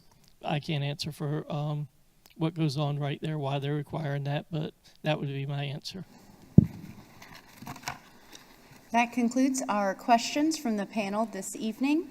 We will now give each candidate 2 minutes for closing remarks, and we will do that in the opposite order that they drew for opening remarks. So we're going to start with Josh Gibson, then Ms. Crenshaw, Councilman Mitchell, and finally Councilman Lipsitz. Hannah, please note that Gibson, Crenshaw, and Lipsitz may have up to 30 seconds extra. Well, the first thing I want to say is thank you for coming out tonight. It means so much to us that you would take the time to participate. I wish this room was full, but we've got everybody we've got here, and thanks for doing that. It means so much to me. And I want to thank the Chamber of Commerce for making this happen. I wish there were more forums like this where we could get together and have these discussions, because they're so important for the city. So I'll end the same way that I started, with the same 3 questions that I asked you at the beginning of it, and I wonder if you have an answer to them. Who are you going to vote for mayor? I'm going to vote for Phil Cromer. I think he's the best candidate for mayor. What specifically are you going to do about controlling growth in this city? I'm going to advocate for a short-term moratorium on new apartment permits while we work through the 2,431 apartment permits that we already have on the books right now. There'll be plenty of them in line while we work through it and come up with a new system for how we're going to regulate how fast we grow, because we are outpacing the ability of the city to catch up with it. One of the things that people don't think about a lot, because they're kind of disconnected, when you keep adding new, bigger and bigger buildings, then you change the requirements of what you need for the fire department to service those buildings to keep your insurance rates where they are. If we get to a point where there's going to be a tipping point where we will need another building, and that's going to be tall enough that we're going to need another ladder truck. When that happens, we're going to have to buy one, and those are expensive. And if we don't buy it, what happens is the insurance companies will lower your insurance rate, the safety of your insurance, of where you are, that you're insured, and they're going to raise your insurance rates. So even if the city doesn't tax you, your insurance company is going to tax you for that when that happens. All of these add-on costs that happen with this stuff are going so fast that we cannot get control of them the way it's running right now. And the last thing I'll tell you about that is about the taxes. Look, I'll stay here with you. I brought my laptop. We'll pull up your taxes. We can go over them together tonight if we've got Wi-Fi in here. And I will go through it and I'll show you how your taxes went up. I measure how my taxes are and the amount of money that they cost. I don't know how the other council members measure them. You can talk millage rates all you want to. When I go to my bank, they talk to me in dollars, and that's the way that I think about it. If it's more dollars than it was before, then it went up. And then I don't know what this conversation is where you're saying we didn't raise your taxes, but you have to pay more. That does not make sense to me, and I'm lost about that, and I hope that we can find a way to work on that. Thank you. I would like to thank everybody that came out. The forums are hard for me, so I'm glad you put up with me tonight. But basically, I'm still running on my 3 items, which is growth management, infrastructure integrity, which has to do with the waterfront park, marina, and taxation with the wasteful spending and rubber stamping. But most importantly, it is the input from the citizens. We need to hear your voice. And I feel now the council is not listening to the citizens. I feel that they are tone deaf. So this is the reason why, hold on. This is the reason why you should vote for me over the incumbents. One is the city council needs new energy, new strength, new perspective. I am that person that can bring it to the table. Secondly, it's your voice. You are the citizens of Beaufort. You are most important. You are engaged. This is the most important thing, is that this entity needs to listen to you. Thank you. Well, thank you. I first want to thank the Chamber for hosting us this evening. I want to thank all of you for coming out to hear what we have to say and hopefully make a more informed decision when you vote. So I broke down my priorities in terms of what I consider immediate requirements, which would be fixing Chambers Park, right? We have a drainage situation. I know we've been criticized for maybe what some would see as doing more on the Point neighborhood than the citizens on the Point neighborhood wanted, but we listened to the Point neighborhood, right? Sometimes you don't know what you don't know until the citizens speak up. We all have better than 20/20 hindsight. I have even better than that. But we addressed their concerns, and I think we're getting to where the Point citizens feel we should be on their drainage concerns. And we've used that money that's not going to be spent on the Point to finance the inflated cost of what the other drainage projects will cost. And then the marina. I don't fault anyone for the fact that we discovered that we don't have a valid contract. I don't think any of those folks who were involved with that misstep did it intentionally. So why are we just beating each other up about it? Why don't we move forward with trying to address the problem?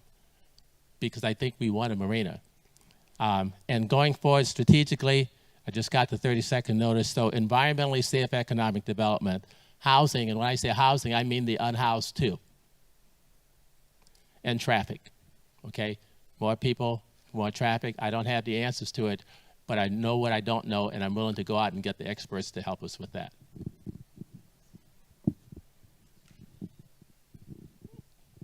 When I first ran for council, I promised that I would make no promises, and I kept that promise. The one thing I said I would do is Southside Park, that I would help get that developed. I get a plan for it, and we got the plan for it. Council liked it. All of council voted on it. We put together a task force. Council voted on it. All 5 of us, include the mayor, all agreed this was it, and we all agreed on the funding. Healthcare and nursing, having been on the nursing board, I was trying to work to get more healthcare here, and with the Beaufort Memorial Path program, I feel I'm successful there. Cybersecurity, that, like I say, is in its infancy. That is the future of Beaufort, I believe. And let's see, I've been in Beaufort for 65 years. My entire life. I've been here almost 66 years, not 3 years or less than 3 years. And you need to look at that. How can somebody know about Beaufort so much when they hadn't been here in Beaufort? As far as our taxation, I've got to address this. Mr. Gibson keeps talking about his wife's house. It was like about $560,000, I believe, the last assessment. This time it was $1.2 million. It had gone up to. Don't you think it should have gone up some? Shouldn't he be paying the fair share of taxes, inflation, and everything else? There's a 15% cap on the rates that it can go up. So it's not going up more than 15% in a five-year period. None of y'all's will. But, I mean, that's no excuse for taxes going up. A lot of it was on the county end. For that, I am going to close with Beaufort is my heart, my home. You know who I am. You know what you're getting. So I'm asking for your vote. Please vote Lipsitz for City Council to reelect me. Thank you. That concludes our forum for the City Council candidates this evening. Please give a round of applause to these 4 citizens.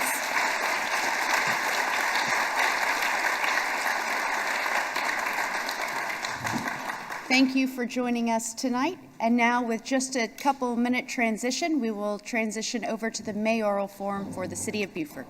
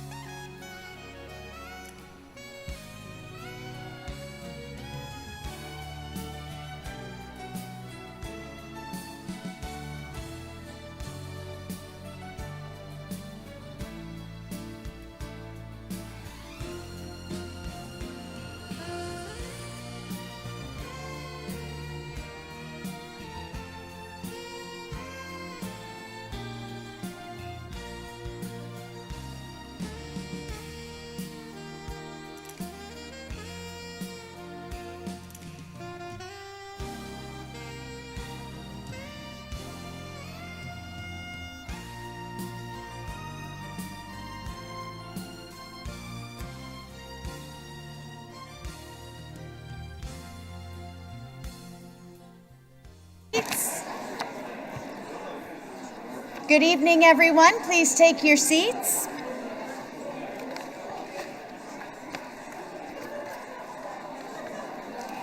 Thank you for being here. Please take your seats. We're going to get started.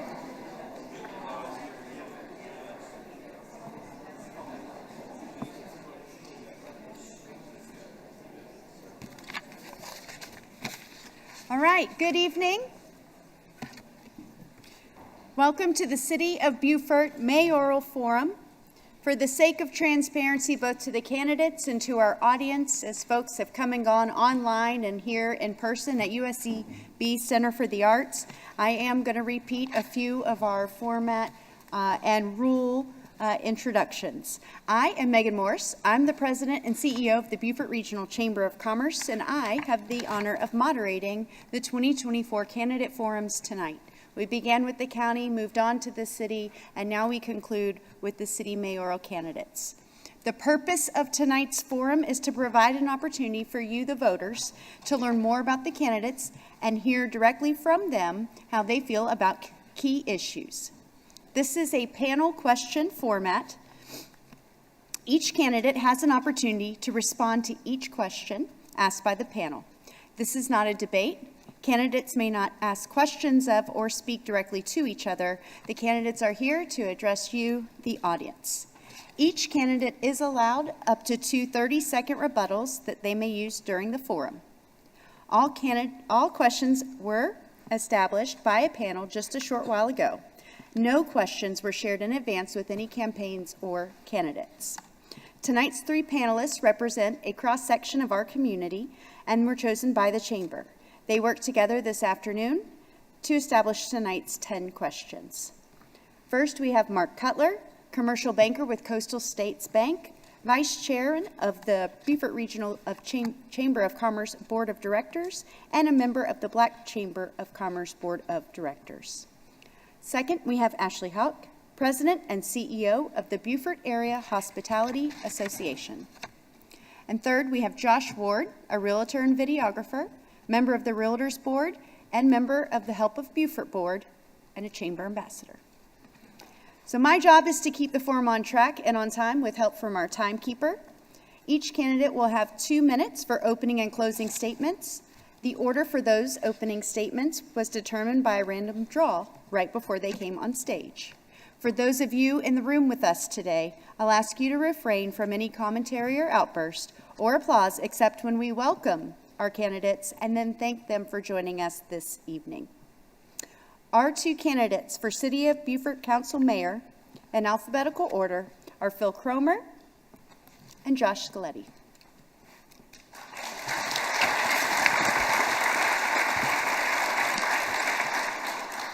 Thank you both for being here. Phil, I understand you drew the lower card, so you will begin tonight with your opening remarks. It's on. Is it on? Okay. Can you hear me? Okay. Well, I want to say thanks to everybody for showing up this evening for this this forum. Also, I want to thank the Chamber as well as USCB for hosting this event tonight.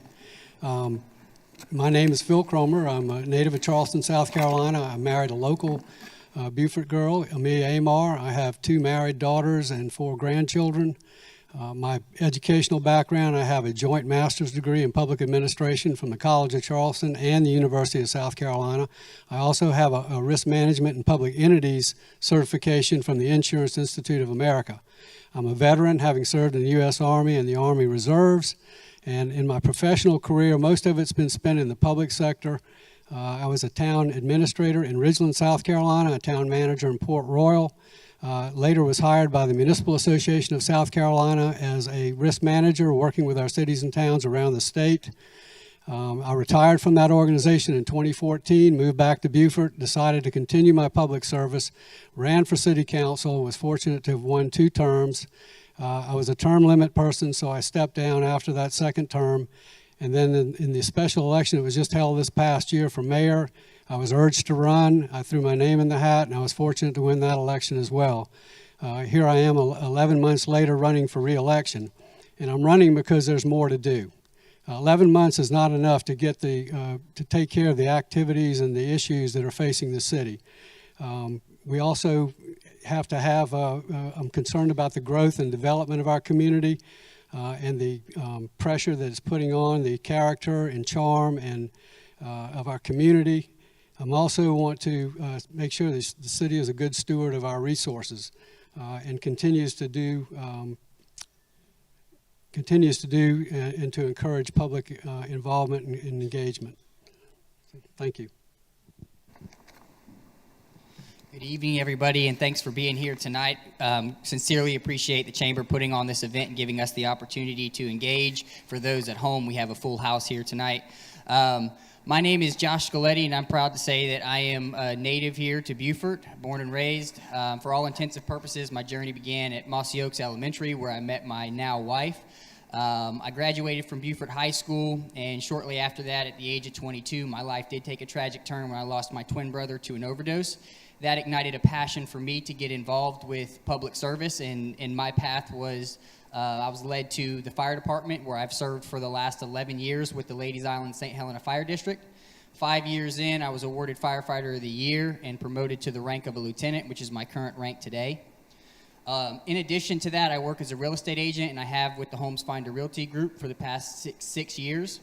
And then I also help my wife with a small business on Carteret Street, a clothing store rooted, although I've designated most of my responsibilities to her sister, who's sitting next to her tonight, because I feel like I just get in the way if I get involved too much in that. Together, we also are raising our two small children. Scarlett Rose just turned 5 on October 4th, and our son will turn 4. Jacob Walker, he's named after my brother. He'll turn 4 on Valentine's Day, which is my birthday as well. And my family really is the driving force behind why I decided to get involved in the first place. And I'm very thankful that they encouraged me to continue in this direction.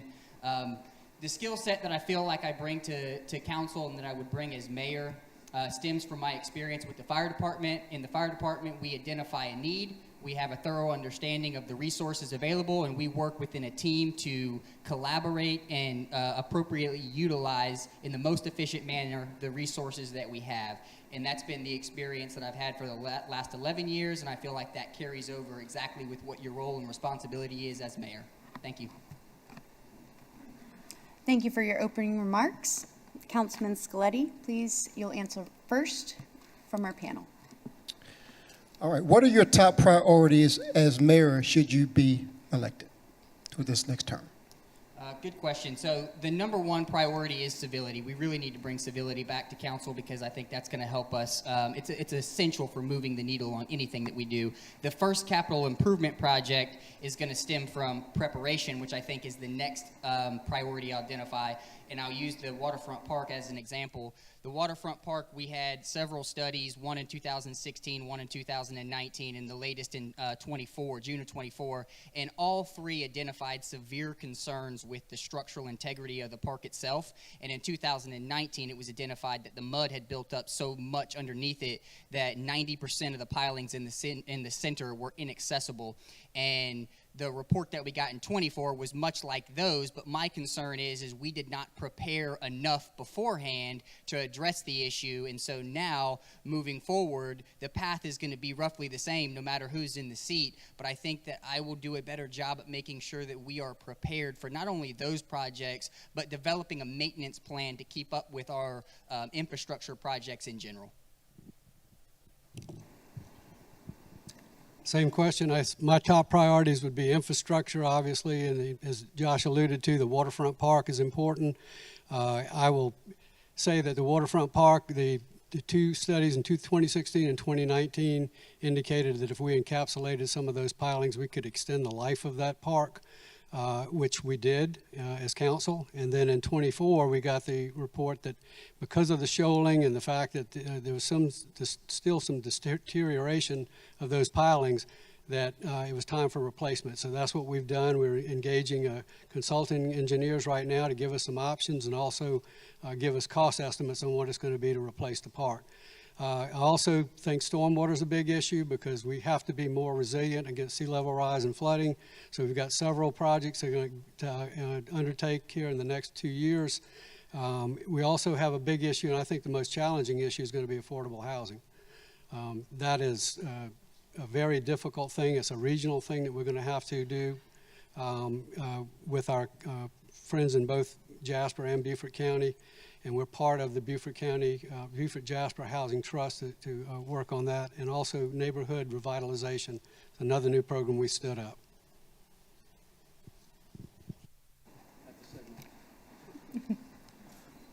The next question is, as mayor, how would you effectively collaborate with other municipalities and strategic partners for the most efficient use of city resources and greater results for the community? Well, we currently do engage with our fellow governmental entities. We have Soloco, which is the Southern Low Country Group. It's made up of members from Beaufort and Jasper counties. We have the NERPIC, which is the Northern Regional Planning Commission. We work closely with the county and also do quarterly meetings with Port Royal. That's how we get together and meet and talk about issues that are affecting our area. So the mayor did touch on some of the regional bodies that we have, and I think that those are important. I'm not sure about the quarterly meetings with Port Royal because we actually haven't had a meeting. I think it's been almost 2 years now that we haven't met with Port Royal, and I think that's a shame because there are conversations that we really should be having with them and with our county representatives. So I think making sure that we do take those opportunities to bring everybody to the table so that we can, A, understand their needs and their vision, but they can understand ours as well. We just recently did away with our MPC, which was the planning body that took into consideration representatives from the county, from Port Royal, and from the city, and the city stood up their own planning commission. But I think since we did lose that, we really do need to highlight and maximize the opportunities that we have to meet with the other municipalities and the county to make sure that we're all in lockstep in our vision. Some of our identified goals overlap in our comprehensive plan, but we need to make sure that we're hitting the checkpoints necessary to keep the ball moving in the right direction, and that is going to take us sitting down together, and we haven't done that in a while. This next question is in regards to the current climate in Beaufort. What are the key issues dividing our community, and how will you address these while promoting engagement, civility, and unity for the greater good? So again, I think this comes back to communication. We need to bring everybody to the table. I'm surprised that we actually haven't met with HBF in the last year, but we do have a disconnect with the Historic Beaufort Foundation, and I think that we need to bring them to the table, have a conversation, try to understand each other, try to understand where that disconnect is coming from, and then work together better with them. In addition, I think that we have a lot of poverty that plagues our community that we don't really pay attention to much, and maybe we'll talk about it a little bit later in regards to how we could do better with our process, but that drives that drives our crime rates up. We've neglected our youth in many ways, and I think that we can do a better job at not only providing things for our younger folks to do, but working with them to make sure that we have programs in place that instill a foundation of leadership. And I think all of those go a long way in regards to establishing not only a community that we can be proud of, but a future that's sustainable, more civil, where people understand each other, where the kids understand the roles of public servants, whether it's police or fire. And maybe we'll talk a little bit more about that. I'm out of time. Well, I will agree that I think communication is the big problem, and there's been a lot of talk back and forth in the newspaper trying to divide the community, and that's not a good thing. We do need to have civility. One of the things I ran on back in December was to try to bring some civility back to the city government. I thought we had a good start on that, but recently things have gotten kind of south, as you can tell by reading in the newspaper and these different blogs. But communication's it. I think we can improve that by sitting down and talking to one another. Josh mentioned the Historic Beaufort Foundation. We have been in touch, or I have been in touch with them to try to bring them back to the table. As I mentioned about the neighborhood revitalization program, they're going to be a key component in that as well. But we have to sit down. We can talk to one another. There are issues out there that if we just sit down, we can identify those early on, sit down and talk about them. We can avoid all these lawsuits that have been going back and forth between two big developers in the community. And that's where we've been drawn into the middle of that, and that's unfortunate. So. Just a reminder for our candidates on the stage, when Hannah holds up 30 seconds, that means you have 30 seconds remaining. And when she holds up time, that's when you'll be asked to wrap up your comments. Next question, please. Mayor Cromer, this is for you. How will you lead council to oversee equitable access to city resources, contracts, and opportunities for local businesses? Repeat that again, Mark. How will you lead council to oversee and ensure equitable access to city resources, contracts, and opportunities for local businesses? Well, I think we do a pretty good job of that now, having access to those resources. I think one other thing we need to do is something that hasn't been done in the past. We have a growing Hispanic community, and we need to make sure that we have on our webpage a Spanish language webpage for them to be able to find out what it is, to be able to access what they need to do to start a business and so forth. The wording of that question is strange, to be honest with you, but I think just making sure that members in the community, businesses, are very familiar with what contracts we have in place, what opportunities exist, what incentives might be in place to help them successfully or be successful. And so part of that is on the website and just being more familiar with it. When I first got on city council, I wasn't very familiar with the resources that were available on the site, and then the more that I began to educate myself and be familiar with it, I saw there's actually a lot on there. And so I think working with individual neighborhoods, working with businesses, and maybe creating some kind of an education campaign to make sure that people know what resources exist and that council knows what resources exist, because a lot of times we could get lost in that mix too and then not even be able to be familiar enough to have conversations when we're in the public. So I think for us to be very familiar with it, for our city manager to work with council to identify maybe ways in which we can get the community more involved and engaged and familiar with what resources exist is probably going to go a long way in providing success to small businesses as well.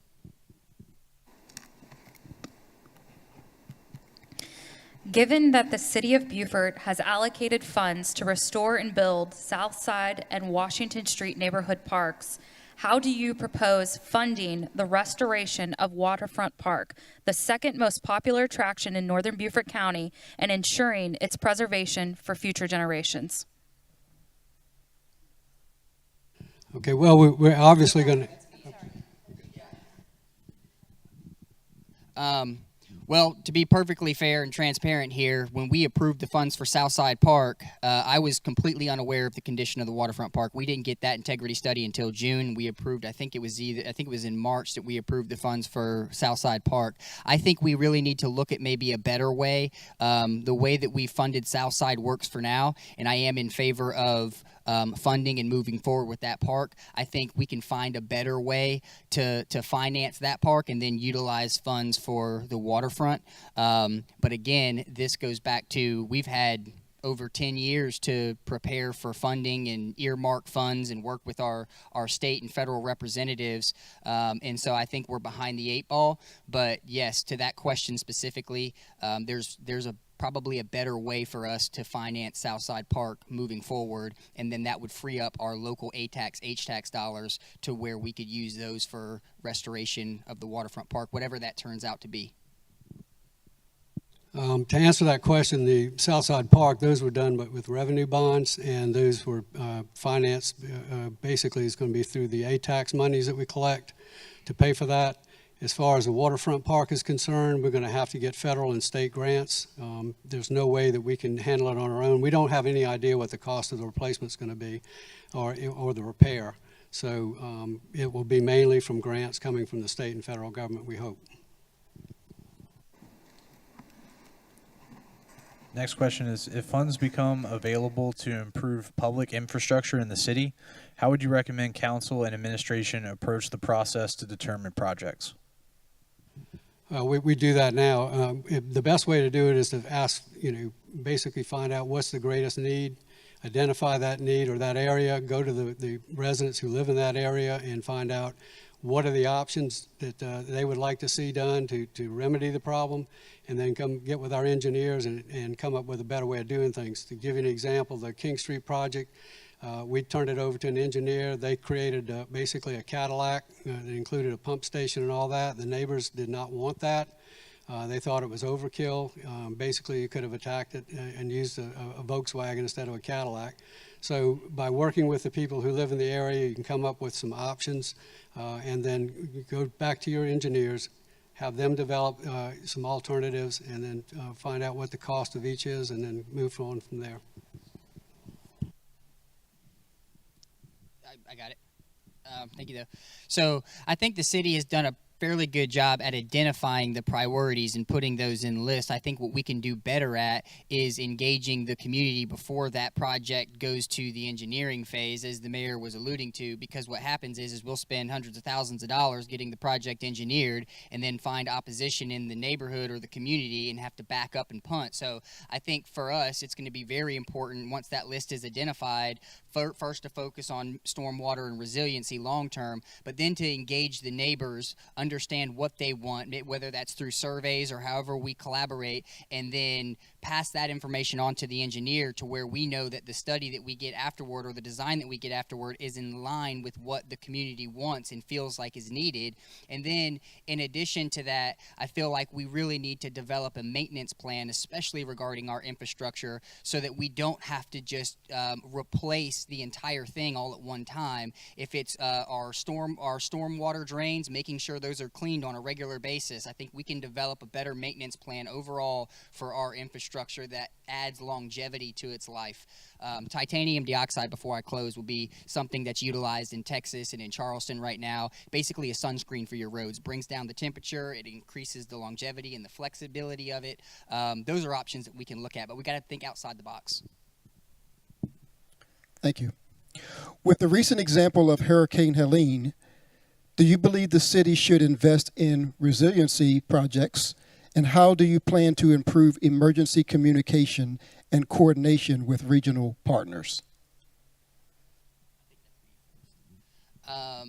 So this storm was a learning curve for me, but I think that as a municipality, we need to develop an emergency response regardless of if the county stands one up or not. So we need to know, A, what our resources are, but B, work with the county and the sheriff's department and understand what they intend to do. But if in a case like we had with this last storm where we were not prepared and we didn't expect to get hit as hard as we did, we can also deploy our resources and work for our constituents to make sure that we understand the needs in the community, and then we deploy resources effectively in an efficient manner, even if the county doesn't decide to do that, or maybe it takes, because they're a little bit larger, maybe it takes them a little bit longer to stabilize and mobilize and come together.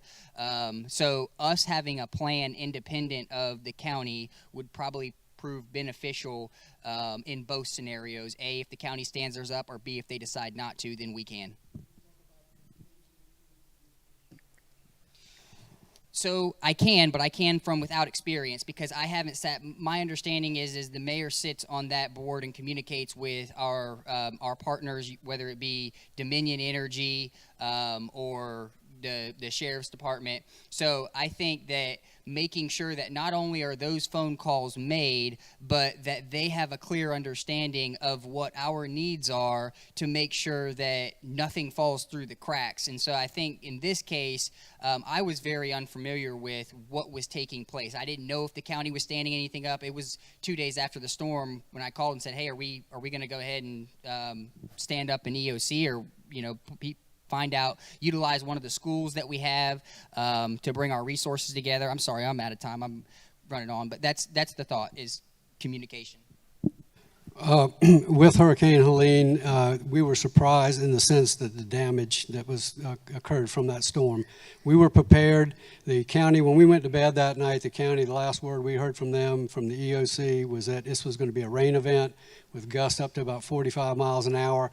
They didn't even stand up, I don't believe, their EOC through the night. And if they did, it was very partial. We probably, in hindsight, looking back, we could have stood up something. We have a room up in our police headquarters on the second floor, an operations center, that we could have stood up something there. But we did communicate. We have somebody like J.J. Sauvé, who's our assistant city manager. He is our contact with the EOC, with the county. We also have our police and fire that are always there in contact with the EOC.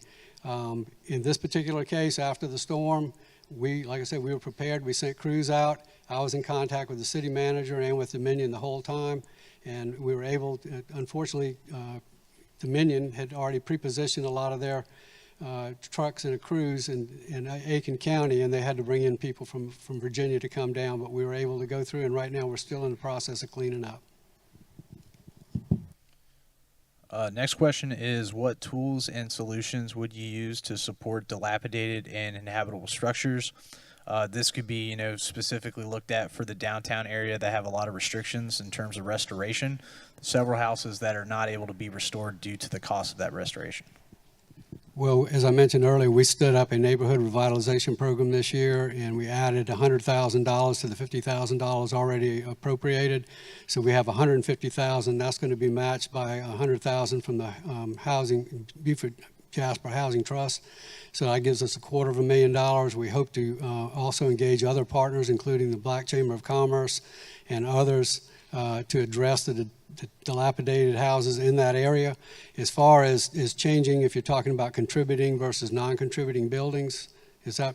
No, more in relation to the restrictions for the Historic Association, like more in terms of like historical homes that are dilapidated that need to be restored to a certain level Standard. of restoration. To a certain standard. If they're on the National Register, and I believe they are, they can't take those off. Those are contributing buildings. The only way they're going to go away is if they're demolished. But what you want to do is you want to get in there. That's what this neighborhood revitalization program is about, especially for homes that people are living in that can't afford to fix it up or put a roof on it. And if there's a gap between what that contributing building requires versus what the alternative materials can be, we hope to have that gap filled by one of the partners. So here's the reality is we have in our historic district, we have a preservation district and we have a conservation district. And I think right now we more or less rule the same, even though there is different regulations. But the problem is, and I'm totally in favor of the neighborhood revitalization plan, advocated for that pretty heavily. But I think that's the government subsidizing a problem that was created through overregulation. And so while that works temporarily, I don't know that that needs to be the long-term solution. I think what needs to happen is we need to sit down with the neighbors. We need to sit down with the Historic Beaufort Foundation and try to understand if we can roll back some of those regulations where maybe they're not needed. So these houses were built in a different economy. They were built to reflect the economy of their time, for the families of their time, with the materials that were readily available in that time. And so for us now to hold that same standard, even though those materials are so much more expensive and hard to find, it automatically puts those families that are still in that same economic class at a burden. And I think the answer is going to be roll back some of those regulations and treat the conservation district different than the preservation district, because they are not the same. We have 3 more questions. With increasing housing costs, homelessness is a growing concern in our area. What specific actions or policies do you plan to implement to address and reduce homelessness? So when I first got on council, I started partaking in the point in time counts. I've done that for 2 years now, and it gave me a better understanding of what our need was. We did see about a 15% increase this year. And I was working with Anna Ramirez, who was with the county at the time. My understanding is that she has recently left the county, but she put me in contact with Heather in Charleston, who runs 180 Place. And what 180 Place does is it's a model that could work here as well, but it would give us the ability to bring our resources together and provide a form of continuum of care that would reach the variety of needs that our homeless population has, because it's such a complex issue. And right now, if you talk to anybody with United Way, they'll tell you that the issue that we have is our resources are too scattered. So I think they call it the Beaufort Shuffle or something like that, but basically, if anybody is going to get help, They got to take off an entire day of work. They've got to go to different places throughout the community. And so for us working together to bring those resources into one place and having some kind of a shelter stood up is going to be the way that we take the next step forward. And I think Charleston has that model that works, and it's just a matter of communicating further with them to take the next step. I agree with Josh on the homelessness issue, but I will disagree on one thing. I think you can't have one center and have them go there because there's no transportation for a lot of these people. So it might be better to have little satellite bed places that they could get have a shelter and also take a shower and all that. But I agree that they need to have services available to them so that they can take advantage of it. But I think the singular approach is not going to work because they don't have transportation to get to those shelters. This is not really a rebuttal, but I guess kind of is my understanding is if you don't have a specific location for them, then they wouldn't be able to get identification, and they do need an address to be able to get an ID, and an ID is what prevents many of them from getting a job. So that's why I think we would have better success with an identified location. If transportation was the issue, you could have some kind of public transportation, or maybe you could use the way of trail. But I think we can get creative and find a way to resolve that transportation issue, but also have a spot to where they can have an identification. How do you plan to address the pressures of gentrification while preventing the displacement of longtime residents, particularly those from historically marginalized communities like the Gullah Geechee, and still attract investment and development opportunities in Beaufort? Mark, say that again. How do you plan to address the pressures of gentrification while preventing the displacement of longtime residents, particularly those from historically marginalized communities like the Gullah Geechee, and still attract investment and development to Beaufort? Well, the gentrification thing is tough because I think what's driving all this and driving them out of their homes is going to be the property values. When they go up and people moving in, it drives up the property values for them. They can't afford to stay there. They have to move. The best thing to do, like I said, we stood up this neighborhood revitalization program with an attempt to keep them in their homes so they wouldn't have to be moved out. As far as controlling the property values and as the values increase, how they can stay in, that's not something that I don't think the city can handle by itself. I don't think so either, and I'm going to just tie back into what I talked about in regards to regulation, because I think a large part of what's made the housing or the housing repair portion of this issue unaffordable for a lot of families is the fact that there is such a stringent, expensive process that they have to work through in order to make those repairs. And so I think, one, us reevaluating that process, but then two, identifying partners that are willing to help us meet that need and help those homeowners, whether it's providing a low interest or a no interest funding to help them make repairs.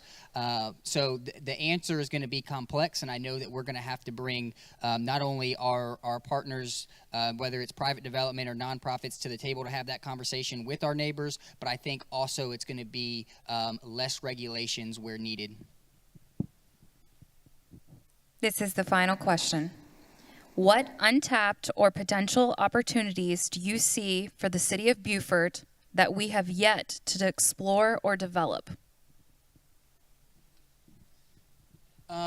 I think it's in our youth. So when I first ran for council last time, I talked about the importance of Explorer programs for our youth, and proud to say that this year we did stand up 2 Explorer programs, one through the fire department, one through the police department. I think tapping into what our youth can provide to this community is our most untapped potential.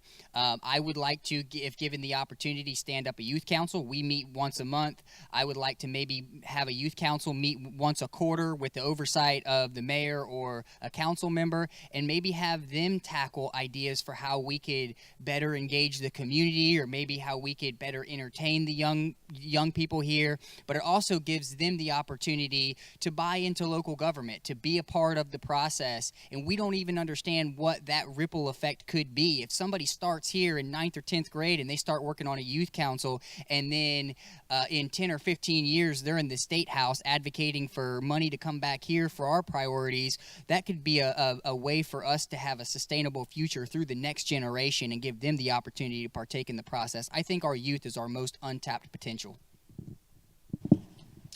I will agree that I think the youth is the most untapped thing we have. The problem is we've got to keep them here in Beaufort.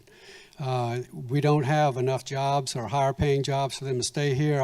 We have what we call the missing middle here. 25 to 55-year-olds who have to go away to make a living, and then they end up coming back hopefully when they retire. But in order to do that, we have to diversify our economy. We're too heavily dependent on tourism and the military. We need to stand up something else. We're working on that, trying to, through technology and innovation. We've stood up the Beaufort Digital Corridor. We've done the South Coast Cyber Center. And hopefully by creating those jobs, we can keep our youth here and get them engaged and involved in the community. It's our prepared questions for tonight. Because this is such a big decision for our community, and because you have been so efficient at going through the process, Hannah, will you please set the timer for 3 minutes? You each have time to make closing remarks. Anything you'd like to elaborate on further? Any reasons that you would like to vie for folks to vote for you, or anything we haven't been able to talk about tonight? You each have 3 minutes now to do so, and we're going to go in opposite order as we did opening remarks. So, Councilman Scaletti, you will begin. So first, I just want to, again, take the opportunity to thank everybody for coming out tonight and for being a part of this and giving us the opportunity to engage and share our visions with you. I really do want to talk about probably the most valuable lesson that I've learned in the short time that I have been on council, and that stems from actively listening. But what it is shortly after coming on council, I had a pretty complex issue, and I was trying to best understand where I fell on the matter. So I was trying to get all the information that I could, but the lesson that I learned really quick is there is so much value, and you're not going to be able to have a conversation with everybody, but prioritize the individuals who have an opposing perspective than you do. So understand the matter, learn as much as you can about it, but then speak with anybody in the community that's willing to reach out and engage, that has an opposing viewpoint, because a lot of times they're going to be able to provide that balance that you need to be a fair representative, and that's exactly what we are. Sometimes you can get lost in the mix of representing your own best interest, but the reality is we're representing 14,000 that live in the city of Beaufort for the greater good of not just the city but our region. And so understanding and being as balanced as you can in your judgment has been the most valuable lesson that I've learned. And then the last thing that I would like to do is I would just like to thank my wife and my family. This has been a really hard role for me to jump into. I'm not retired. I haven't missed a meeting, and I devote a lot of time to this and a lot of energy to it because I really do care about it. And not only has my wife stood by my side, but she has encouraged me along the way to continue to fight for what I feel like we need in regards to change and helping being a part of the process. As a wise friend would tell me, be the they. So be the individuals that you always want to point the blame to and be a part of bringing positive change to your community. This is my hometown. I've lived here my entire life, and that's exactly what my intentions are in representing in local government, is to help bring that positive change. And I'm just so thankful to have a family and a wife that stands behind me and beside me and all of that. Well, I want to thank everyone for coming out this evening. I want to thank the Chamber as well as USCB for hosting this event again. Basically, in closing, I just want to say that I have the education background, the experience, having been in public sector government for quite a while. I've been served on council. I've served as mayor for the last 11 months. I'm retired. I have the time. I can devote full time to the job. and I think I have the demeanor. I can get along with people and try to get some things done. I just appreciate the opportunity to have served as your mayor for the last 11 months and would appreciate your vote in November the 5th. That concludes our candidate forums tonight. Please give these folks a round of applause.